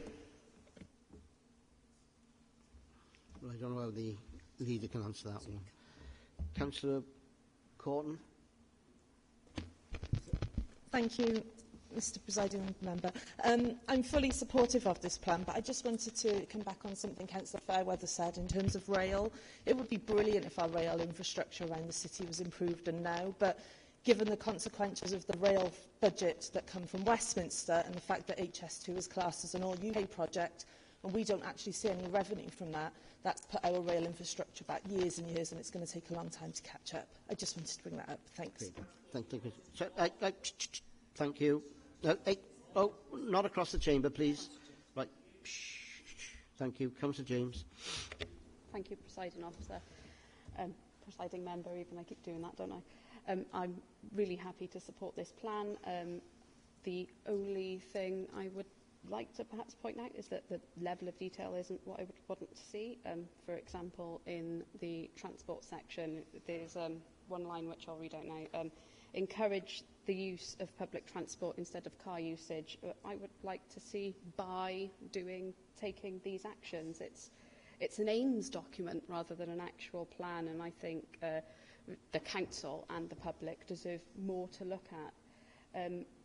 Also, I'd like to see more focus on the 11 air quality management areas, so reducing carbon emissions from home to school travel, where that home to school travel takes place through an air quality management area such as Malthus Road. There's no one else now. Right. Leader, like to comment, please? Well, thank you. Can I say how delighted I am with the quality of the debate this evening? Except for the jungle one.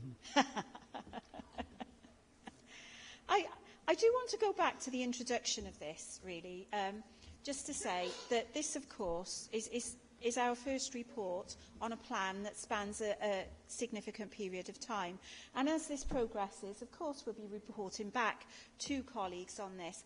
And once again, I need to emphasise that there's a fantastic opportunity for fellow councillors to scrutinise and challenge and debate these reports as they go through scrutiny committees. Great opportunities to do that and to highlight the issues in this.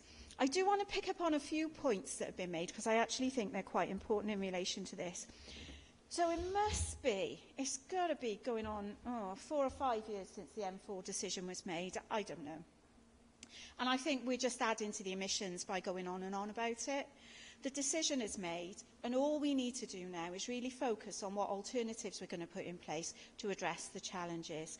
And you've mentioned that, for colleagues this evening. You've mentioned the need for behaviour change. So how do we encourage people to use other forms of transport? Well, actually, we involve citizens.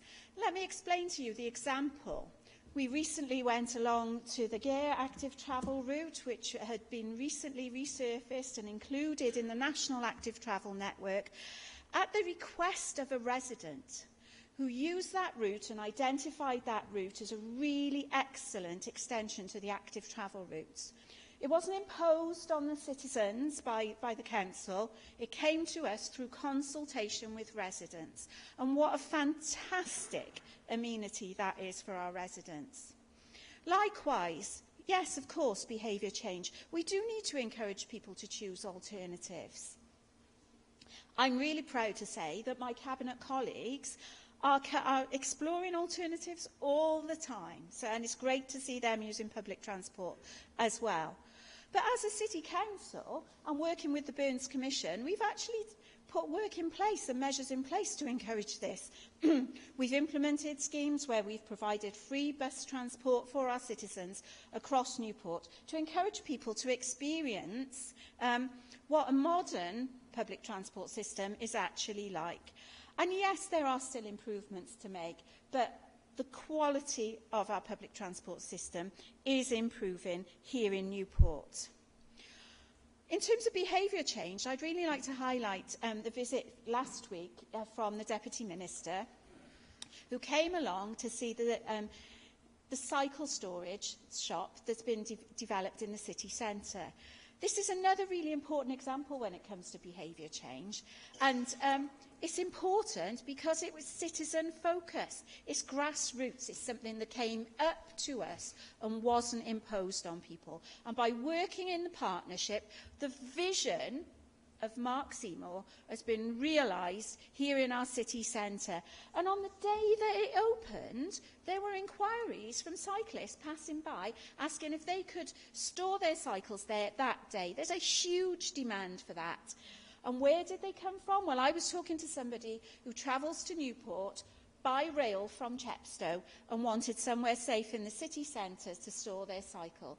They will come back again and again and again. And this is how we start to secure behaviour change, and we make these changes in the environment. I do want to pick up on rail because you will know that there are recommendations within the Burns Commission report for additional stations in terms of the rail network. But we cannot escape the fact, as already been highlighted this evening, that the infrastructure is managed and owned by Network Rail, and they are funded by UK government. That is an inescapable fact. On the rail workers, and I would say this, wouldn't I? But I do want to make this point. Picking up on Councillor Fairweather's point, we will defend a worker's right to stand up for their terms and conditions of employment and protect their families and their incomes across the whole of the UK. You mentioned striking rail workers. You made a sarcastic point about striking rail workers. I didn't mention about not defending their rights. People are right to withdraw their labour. The leader put it strongly. Councillor Fairweather, please sit down, please. Of course I will, Mr. Thank you very much indeed.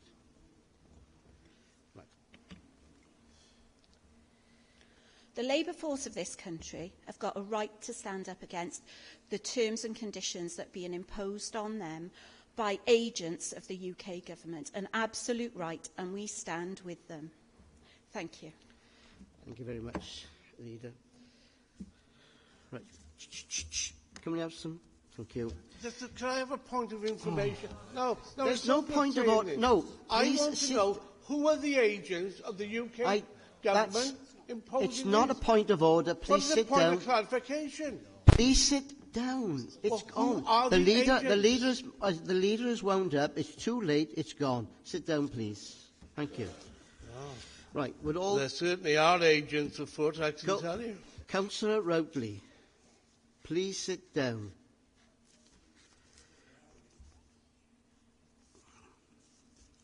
You honestly think sometimes you're at the Old Vic or whether you're at New Theatre Cardiff, right? No, settle down, please. Right, would all councillors attending remotely cast their vote now by clicking on the appropriate box in the chat function? I will give all members a short time to cast their vote before confirming the result. For those councillors in the chamber, all those in favour, please show. All those against. Sorry, all those for, sorry. All those for. It's a long night. All those for. Right, I think that's... Okay, any against? No abstentions? Right, that's been moved. Therefore, I approve it. Right, I got item 9 now, I think. Oh, you've wound me up, you have, Councillor Routley, I tell you. I'm all over the place. Right. Right, item 9, Democratic Services Committee Annual Report. Councillor Fairweather. Thank you very much, Mr Presiding Officer. Presiding Member, I am pleased to present the 21-22 Democratic Services Committee Annual Report to Council. Local Government Wales Measure 2011 requires the Committee to report annually to the Council on the work that has been carried out in the past 12 months and its future work programme. This annual report covers the period from November 2021 to November 2022, and I move acceptance of the report. Okay. Is there a seconder to the report? I'll second it. Thank you very much. Are there any comments on the report?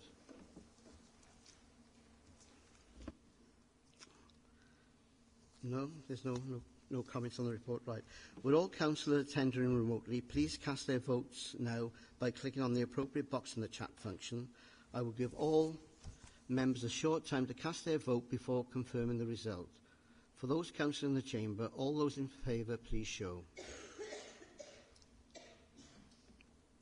All those against? Any abstentions? No, right. Right, okay, I'll move on to item 10. And this is a report that I've been asked to submit. I am happy to present the report on the Standards Committee Annual Report to Council. This is the 9th Standards Committee Annual Report and covers the period from November 2021 to November 2022 and follows on from the last report presented to the Council in November 2021. This annual report was previously presented to the Council on a voluntary basis. However, since May 2022, it is now a statutory requirement under the Local Government Election Wales Act 2021 for Standards Committees to make an annual report to Council. In addition, this statutory annual report must include an assessment of the extent to which leaders of political groups on the Council have complied with their new duty to promote and maintain high standards of conduct within their groups.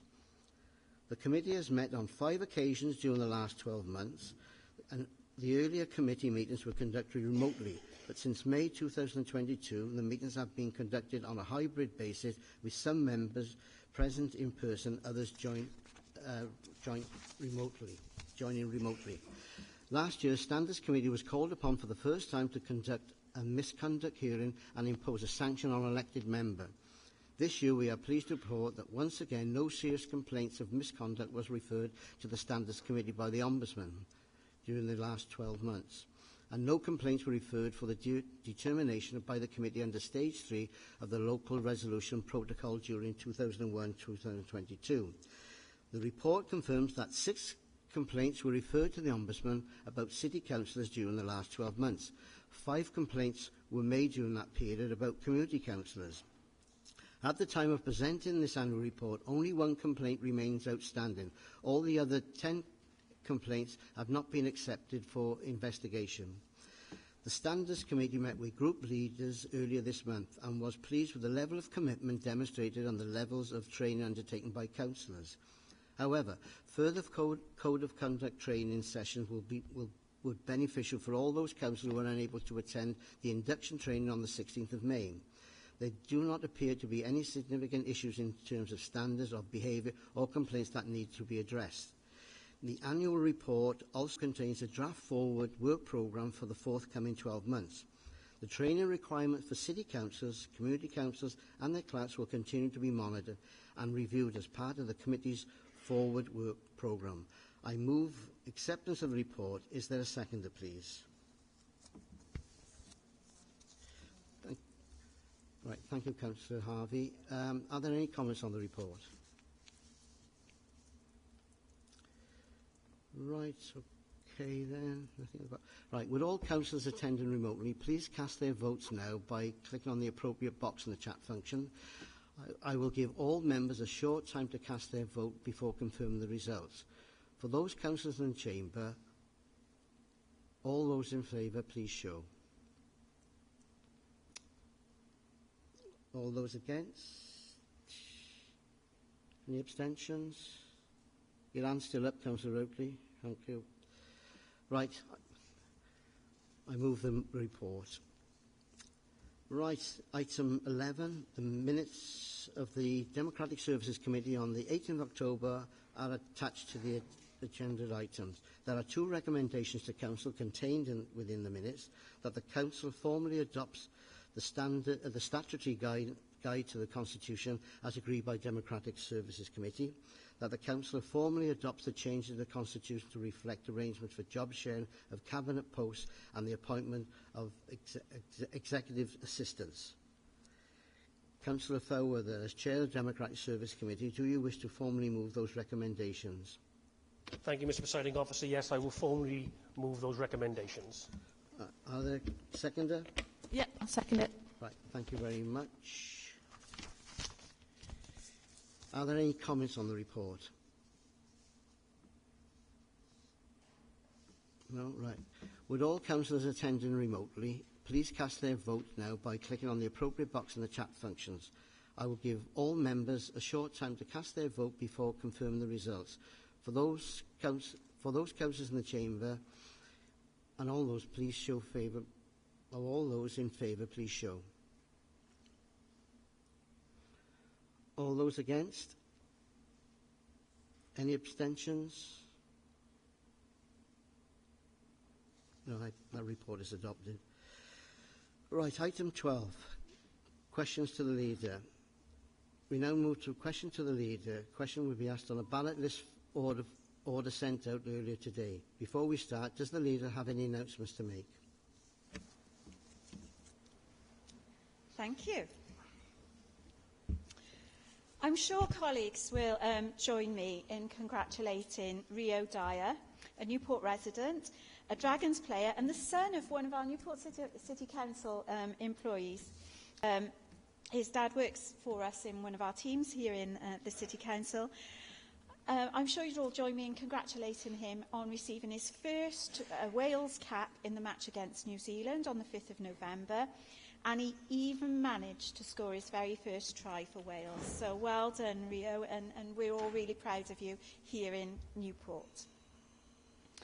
And I think, Mr. Presiding Member, just reflecting on Newport, it's really great to see that we've been able to reinvigorate our events calendar, especially when you think about the difference that they make to the economy within the city centre.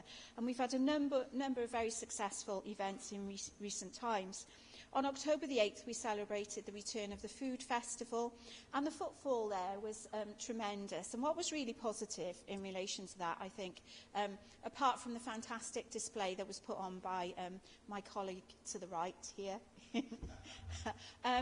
what was really positive about that was the feedback from many of our independent businesses in terms of the business that an event can bring to the city centre. So it was really good to hear that, and great to see so many people about. It really was positive to see such great support for the event. And last Saturday, we saw the Countdown to Christmas event held in the city centre. Once again, it was amazing to see so many people gathering together to mark the start of the festive celebrations. And I'd like to put on record my thanks to Newport Now and everyone involved in making the afternoon a success. We do know that this year is going to be difficult for many, for individuals and businesses alike. And I would continue to urge people to shop locally and spend wisely. To that end, Newport City Council is also supporting Small Business Saturday, which takes place on Saturday the 3rd of December. We're so lucky here in Newport to have some amazing small and independent businesses who offer a range of services and products that just can't be matched by larger chain stores or those online delivery companies. Now, to complement this and really to support families as well, we've arranged street entertainment for the day to ensure that the atmosphere grows. And we'd love to see everyone in the city centre supporting these businesses and maybe picking up a few personal and unique gifts as well.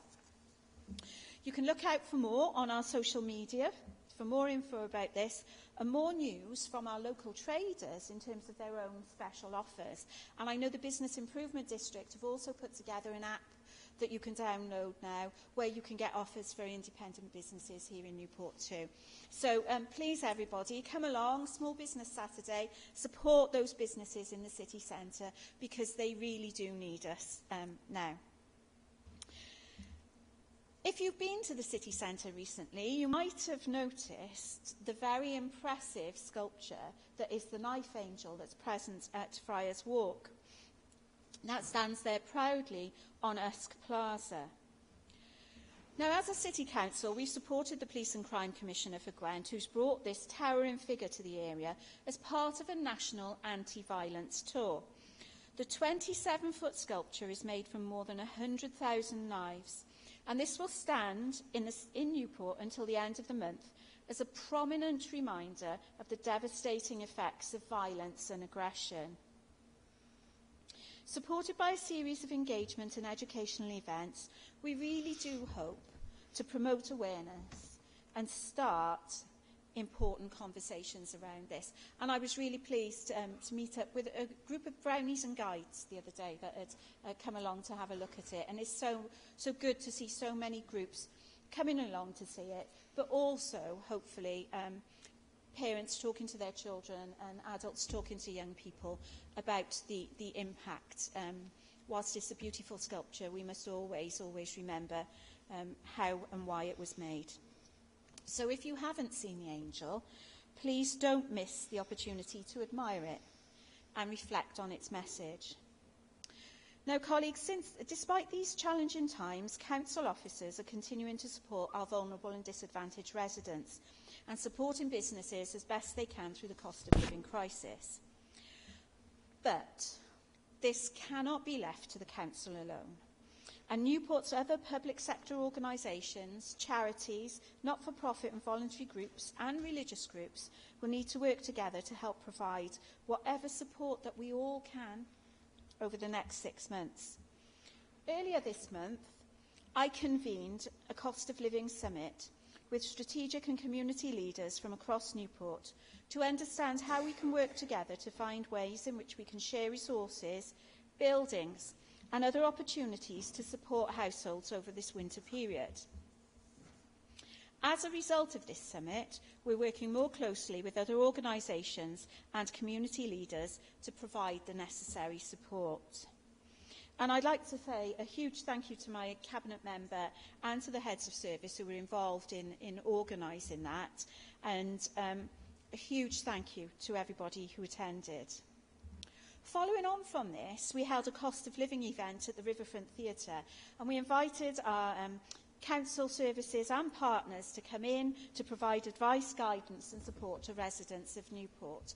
And it was great to see, I have to say, so many councillors from all parties turning up to support that event as well.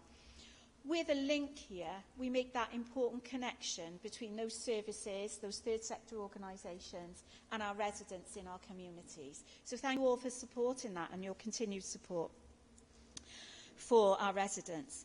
And this event was just one of many initiatives which we're leading on. I think for all of us at this time, if I've got one ask of you, it's that we continue to stress to our residents that if they are struggling with the cost of living, they can contact us, they can get in touch with us as their local councillors, they can get in touch with the council, get in touch with other organisations such as Citizens Advice. We can all help provide support and signpost people to the help that they need.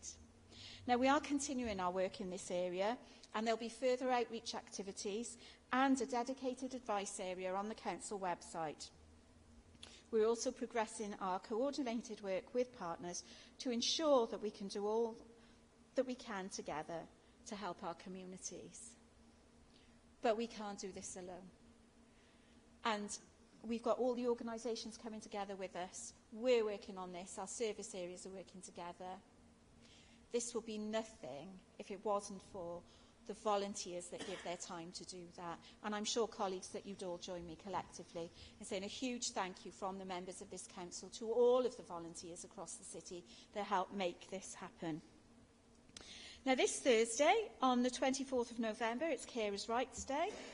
And it's a time to raise awareness of the rights of unpaid carers and recognise their contribution to our society. To mark this, our Community Connected team will be hosting an information event at the Riverfront Theatre and will be on hand between 1 and 6 to provide information and advice for unpaid carers of all ages and backgrounds. Carers carry out such an important role. This could be looking after someone who's ill, disabled or has mental health issues, substance misuse problems, or just needs a bit more help as they get older. Again, a plea to you, colleagues. Please encourage anyone who you know that may be in a caring role to come along, meet the team, find out more about the support and advice that's available to them. Come along yourselves, drop in, meet the teams, and you find out a bit more so you can cascade that information out. Now, earlier this month, I was delighted to welcome the UK Government Domestic Abuse Commissioner to Newport to meet with partners, volunteers and service users. It was a really positive meeting, and it was really great actually to be able to highlight the fantastic collaborative work that's going on here in Newport and across Gwent. On Friday the 25th of November, we recognise and support White Ribbon Day. White Ribbon Day is an annual event that marks the United Nations International Day for the Elimination of Violence Against Women. Every week in Gwent, 33 women's lives are at risk of serious harm or danger because of domestic abuse or sexual violence. This year, residents, businesses, schools and community groups are being asked to sign up to the hashtag 33 challenge to raise awareness of this hard-hitting figure. It's been organised by Gwent Regional Violence Against Women and Domestic Violence Partnership, which is a multi-agency collaboration working to prevent violence against women, domestic abuse and sexual violence. And you might have seen, I would hope, colleagues, coming into the City Council, the information that we've got on display downstairs in the foyer in relation to this. The key message, though, to take from this is that we can all do something about this. And what we can all do is get engaged with this campaign. People, families, schools, organisations, sports teams and community groups can all set up their own challenges focusing on the number 33 and they're urged to post their actions of support online. The challenge could take place any time on Friday the 25th of November or any time during the 16 days of actions which end on the 10th of December. Colleagues,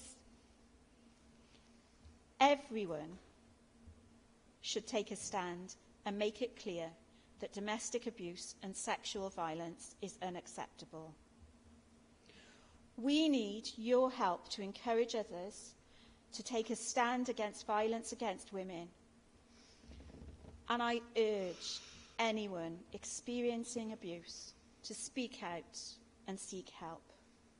Please don't suffer in silence. Help is available. Thank you. Thank you, Leader.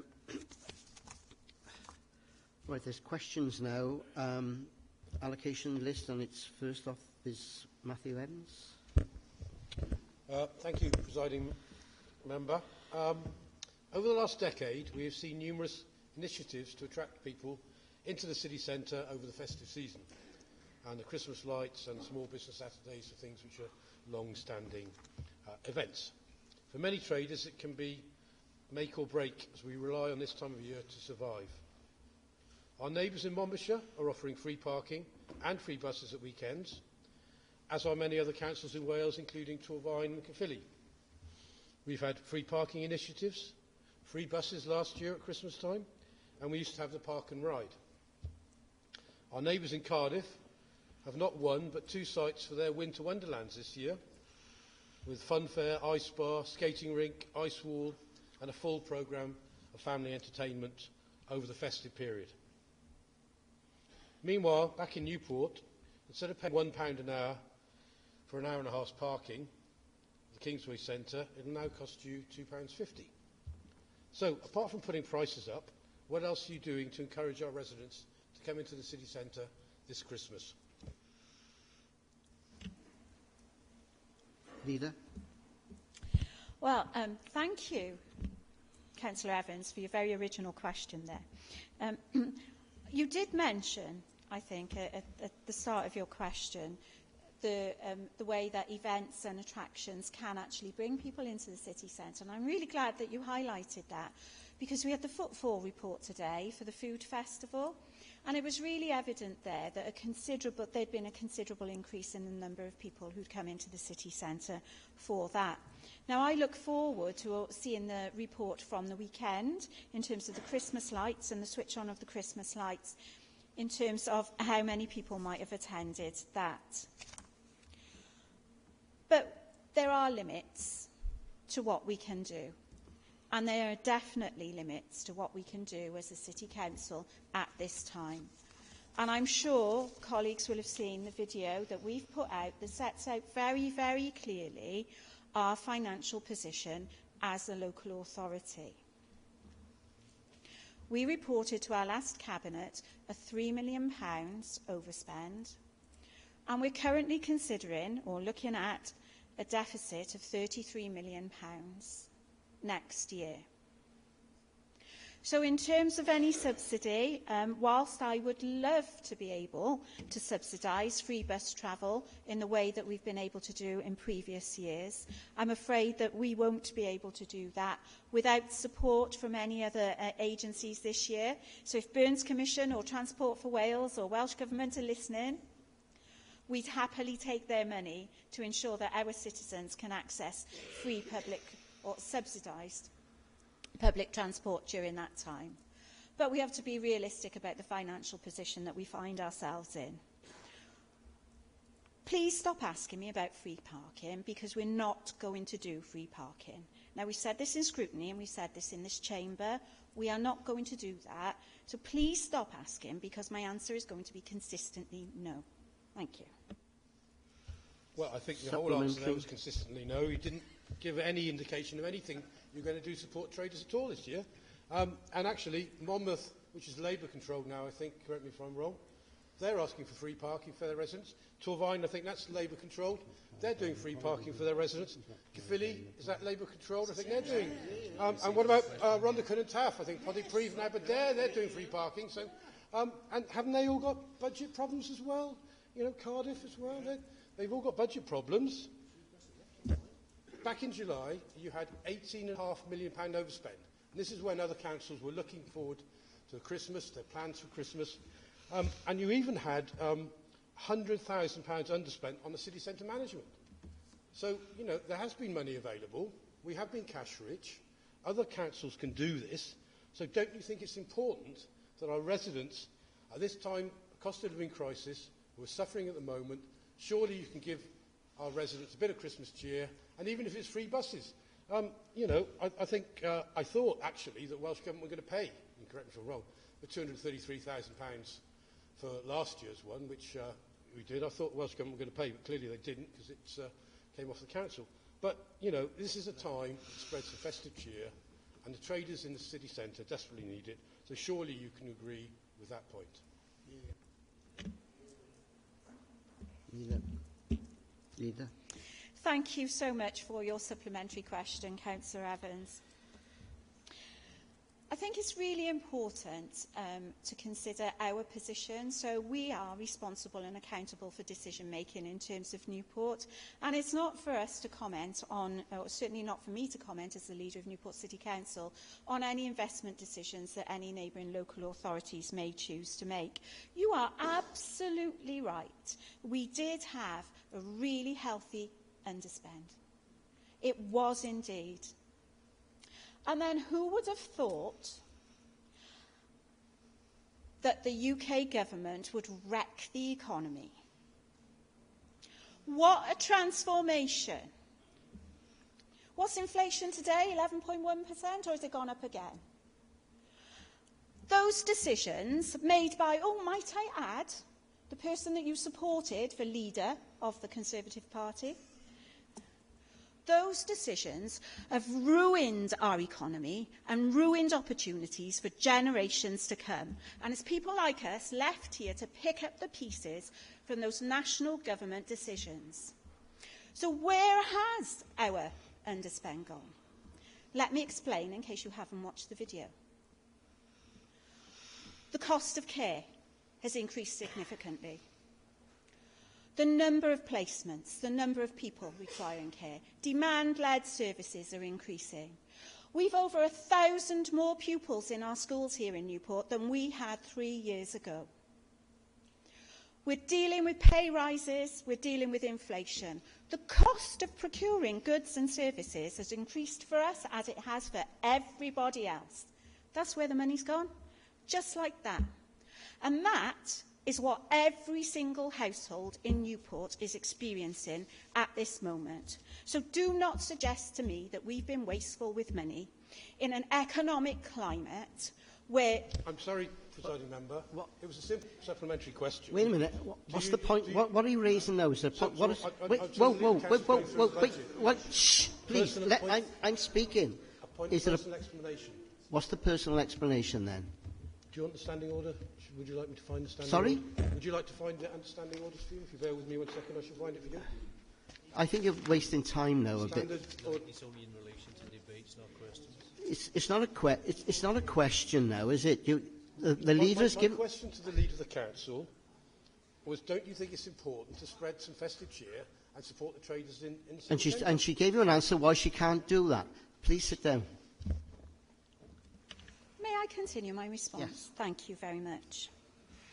So you referenced in your supplementary question the underspend, and I explained to you why we no longer have an underspend, but we do have a £3 million overspend. Actually, I haven't just explained it to you. It's out there on video for all of the citizens of Newport and wider afield to actually see for themselves. So that's the financial position that we're in. Do we compare ourselves to other authorities? No, we don't. We have to make decisions, the best decisions for the people of Newport. We work with our partners to put on events to bring people into the city centre, but absolutely right, there is only so much that we can do. Free parking will not be part of that. We've talked about our climate change strategy this evening. That is a priority for us. We will not be introducing free parking when we are facing a £3 million overspend. We are more than willing to listen to any suggestions in terms of subsidising public transport for citizens should Welsh Government Transport for Wales, Burns Commission, choose to come along and offer that, we would embrace that with open arms. But there is one point that I would like to make in relation to car parking, because I am interested that you've raised that. Because in November, so this month, probably a week ago, just over a week ago, the local press were reporting...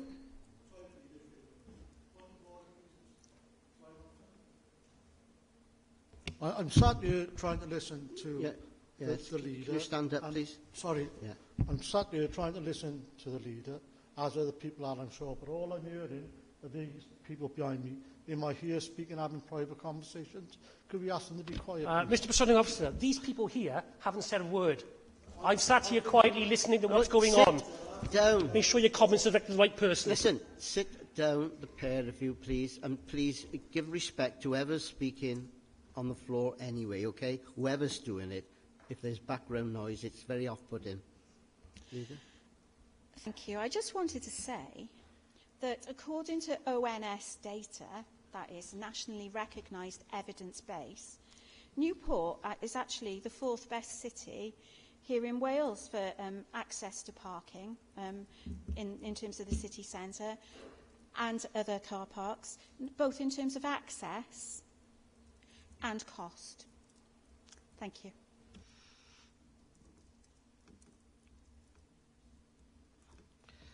Right, next speaker is Councillor Whitehead. Thank you, Presiding Member.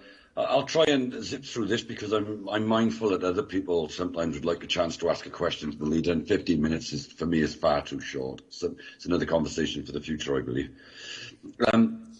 Leader, I think we'll all acknowledge that residents' concerns and issues, they are the very bread and butter of what we all do. That's why we exist. They're the people that went to the polling stations and they voted for us to be their champions, spokespersons, whatever.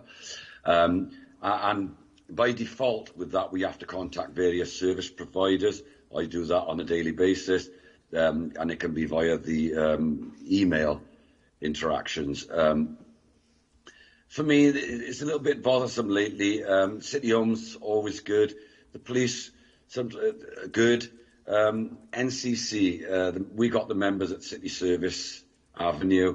I have to say, so I try my best not to criticise, because that's the far easiest thing in the world to do, but it really is become so hit and miss. It's very, very frustrating. We'll get 7-day turnarounds, 28 turnarounds.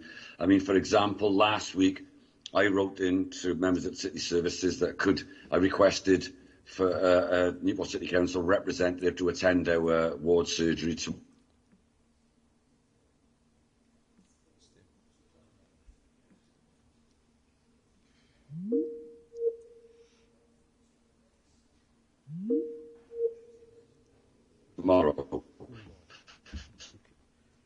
You were lost there for a while then. You're lost again now. To the am I there now? Yeah. Yes. Yeah, I'm talking regarding the members at City Services and the other. I mean, home options are good, but sometimes I don't get a reply to emails, and it can be so frustrating when you're representing residents. Last week, I wrote an email requesting NCC attendee at our ward surgery tomorrow evening, and I still haven't had a reply. The police are attending, Newport City Homes are attending, and I'm sure the residents would really love to engage with somebody from Newport City Council. Like I say, I'm trying not to beat the people with a stick, but at the end of the day, I'll have people contact me and say, Kevin, what's happening? And I'm saying, I haven't had a reply. That can be frustrating. So I'm asking you, Leader, please could you look into this? Because also we're not entitled to directly contact heads of services and departments, etc. Again, that is massively frustrating. So we rely on this members at City Services. So I'm asking you, would you look into this? I don't know what's happening at that end. There may be strategic problems, but I just want to make you aware that it can be very frustrating. I would love somebody from Newport City Council to attend our surgery tomorrow evening at 6:30, but it's in blue.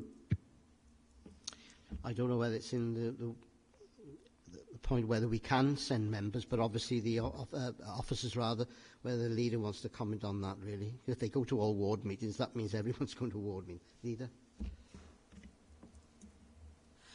Thank you. Thank you, Councillor Whitehead, for your question, and I do hope that you're able to hear me respond to that question now. I hope that even though you dropped out and we couldn't hear you for a bit, you're still able to receive us. I think there's a couple of points I'd like to pick up in relation to the question that you've asked this evening. I would like to pick up on your request for a City Council officer to attend a ward surgery. But I'm not sure whether you're aware or whether any of your ward colleagues serve on the Democratic Services Committee. But there's been quite a bit of discussion around this with regard to the new legislation.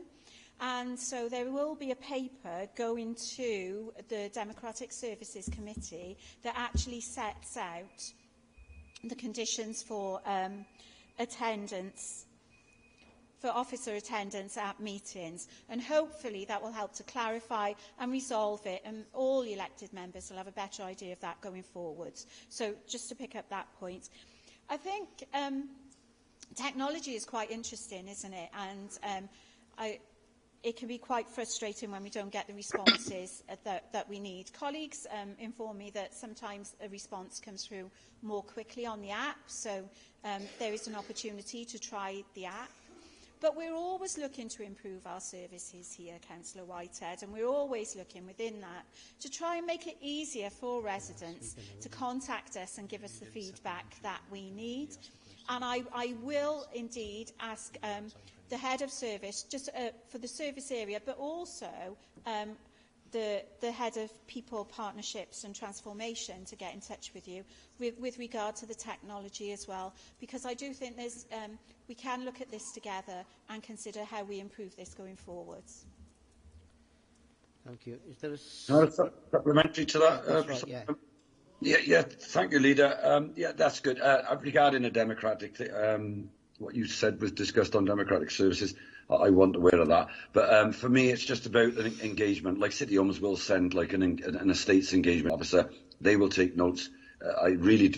Nobody should ever feel intimidated at these ward surgeries, and that certainly wouldn't happen. It's just a case of somebody from the council in an engagement role would take notes away and come back with us for a response. But thanks for that, and that would be good to work on going forward, just to make the route into the services more accessible. Thank you, Leader. Thank you, Presiding Member. Thank you, Councillor Whitehead. Do you want to comment on that? Do you want? No, right. All right, the 15 minutes are up now, so that's the end of questions to the Leader. Right. If you've got something you want to put in writing, by all means, you can put it in writing. You too, Councillor Morris, Councillor Fairweather, I'm speaking. If you want to put your question you wanted to ask, can you put it into the Leader anyway? And then I'm sure you'll have a reply. Okay? Thank you. Right. Questions to Cabinet Member. Time limit to question to the Cabinet Member is at start the clock, which we're all aware of. Councillor Routy, your question to the Cabinet Member, please. Thank you, Mr. Presiding Officer. The question is to the Deputy Leader, Cabinet Member for Education. At the recent Cabinet meeting, you stated it had been reported to you that school children are shaken with hunger and starving in certain schools. What have you done, Cabinet Member, to raise this issue and to alleviate the suffering? Cabinet Member to respond. Thank you, Presiding Member. Thank you for your question, which I'm pleased to answer. You've quoted me without providing the context of why I was speaking about child hunger and poverty. I was responding to the update published by the Newport City Council on our response to external pressures impacting on council services. The paper explicitly describes the impact of the cost of living crisis on our communities. Indeed, over the last 18 months, communities across Newport are facing unprecedented financial pressures resulting from inflationary increases in the cost of energy, food, mortgages and rent, along with other household crises. Currently, the financial stability of the UK remains in a precipitous position, despite the autumn statement published last Thursday, which for Wales will leave a budget shortfall. The extra £1.2 billion will not offset nor address increased costs to soaring inflation and is actually £300 million less than was set last year. Furthermore, OBR analysis following this budget makes it clear that real disposable income will fall to its lowest level since ONS records began in 1956. Globally, we're falling behind our economic partners who is overseeing this mess? It's the Tories. 12 years of mismanagement and incompetence. As a Labour administration in Newport, we are working hard to support our residents and help them survive during this cost of living crisis. Sometimes, I firmly believe, this would not have been necessary if a Labour government was in power. The leader has already this evening referred to the actions and activities that we have undertaken within this local authority to support those who are most in need, and she rightly raised this in Cabinet in her response to the Cabinet papers. Therefore, in my reply to the leader at the Cabinet, I listed what actions are being undertaken within our schools to ensure children are fed and support is also given to our families. I made clear that 10 years ago, when I was first elected, I did not envisage visiting schools and being introduced to family liaison officers who have been employed using grant funding to support parents with financial advice, housing advice and links to healthcare professionals, as well as providing counselling with a breakdown in parental relationships. Along with this, schools are running food banks, as well as uniform libraries where clothing can be swapped and shared. This includes coats, shoes and PE kits, and sometimes clothes for outside school wear. I have seen wash machines that children can wear clean clothes as parents struggle with the cost of electricity. What I actually said, Councillor Routley, is that children cannot learn if they're hungry. What I also said was it's not about neglect or a lack of love. This is about parents struggling to find money to put food on the table. This is not necessarily about benefits. Parents are experiencing work poverty. Therefore, our primary schools have run breakfast clubs, and many are now opening earlier to ensure parents who work can leave their children to be fed before they start their school day. Additionally, we have seen the universal rollout of free school meals, currently within our foundation phases, and next year will be extended to Key Stage 2 and then on to our secondaries, a Welsh Government initiative that I'm proud to see being delivered in Newport. Our officers have worked intensively to ensure that kitchens and dining areas in our schools can accommodate the additional numbers of children benefiting from this provision. We are fortunate in Wales as our children on free school meals continue to be provided with vouchers during school holidays, and this puts at least £250 of supermarket vouchers into family homes in Newport. Finally, as part of our focus on delivering and supporting those in poverty, I have asked for an audit to be undertaken within our schools and how grant funding is being best spent to address the worst aspects of poverty that is impacting on learning. I have already had an interim report back, and there are some outstanding projects and initiatives being undertaken within our schools, but my intention is to promote the sharing of best practice and of new ideas. But at this point, I want to take the opportunity to thank our teachers and the support staff, because they are truly going above and beyond. It's they who are witnessing on a daily basis the cruel impact this unnecessary cost of living crisis is having on our Newport families. They are incredible, and it's their work that has an impact on our children's lives as they ensure children are fed before they start their school day. Thank you. Thank you, Councillor. Do you have a supplementary? Thank you, Mr. Presiding Officer. You clearly stated at the beginning of Cabinet, you said it had been reported to you that children are shaking with hunger and starving. Well, we all have a duty of care. If I see a child shaking with hunger and starving, that raises a flag to me. Because Point of order. Can I have the supplementary question, please? I'm getting to it. That is the supplementary question. Councillor Davis, please. Thank you. You clearly said that they were starving and shaking with hunger. That is a red flag. If a child turns up to school bruised, there would be a procedure that would follow through. If a child is presenting before a teacher, shaking and starving with hunger, there is obviously a neglect going on somewhere. And one would have to investigate that. And what I'm saying is we have a duty of care, not only to protect the innocent, but to ensure that the right procedures are carried out. It's no good telling me what you have done and what you haven't done. Councillor Routley, please. The Cabinet member gave you, there was a taken out of context of what she was saying and out of a report, right? And anything like that would be gone to a safeguarding anyway with the school anyway if an individual child was going that. So, you know, keep to the point on the supplementary question, Okay, well, please. the point is this, that during her statement, she never said that any safeguarding issues had been dealt with. She said this is the reality, basically. The children are presenting themselves shaking with hunger and starvation. If anybody sees any of this, then we must work together for the protection of our children. We all have a duty of care. That's all I'm saying. And you've answered it now, I suppose, in a roundabout way. But let's work together to ensure that all our children are never presenting to school shaking and starving. I don't believe they are. You know, I'm being a bit lenient with you tonight. Honestly, you keep it on because obviously we're all responsible for safeguarding. Yeah, we all are, right? And all I'm saying, no, that's enough now. That's why I raised the question, because we are Councillor responsible for Routley, safeguarding. sit down, please. Thank you very much. Thank you. Sit down. Thank you. Can I answer? Do you want to reply?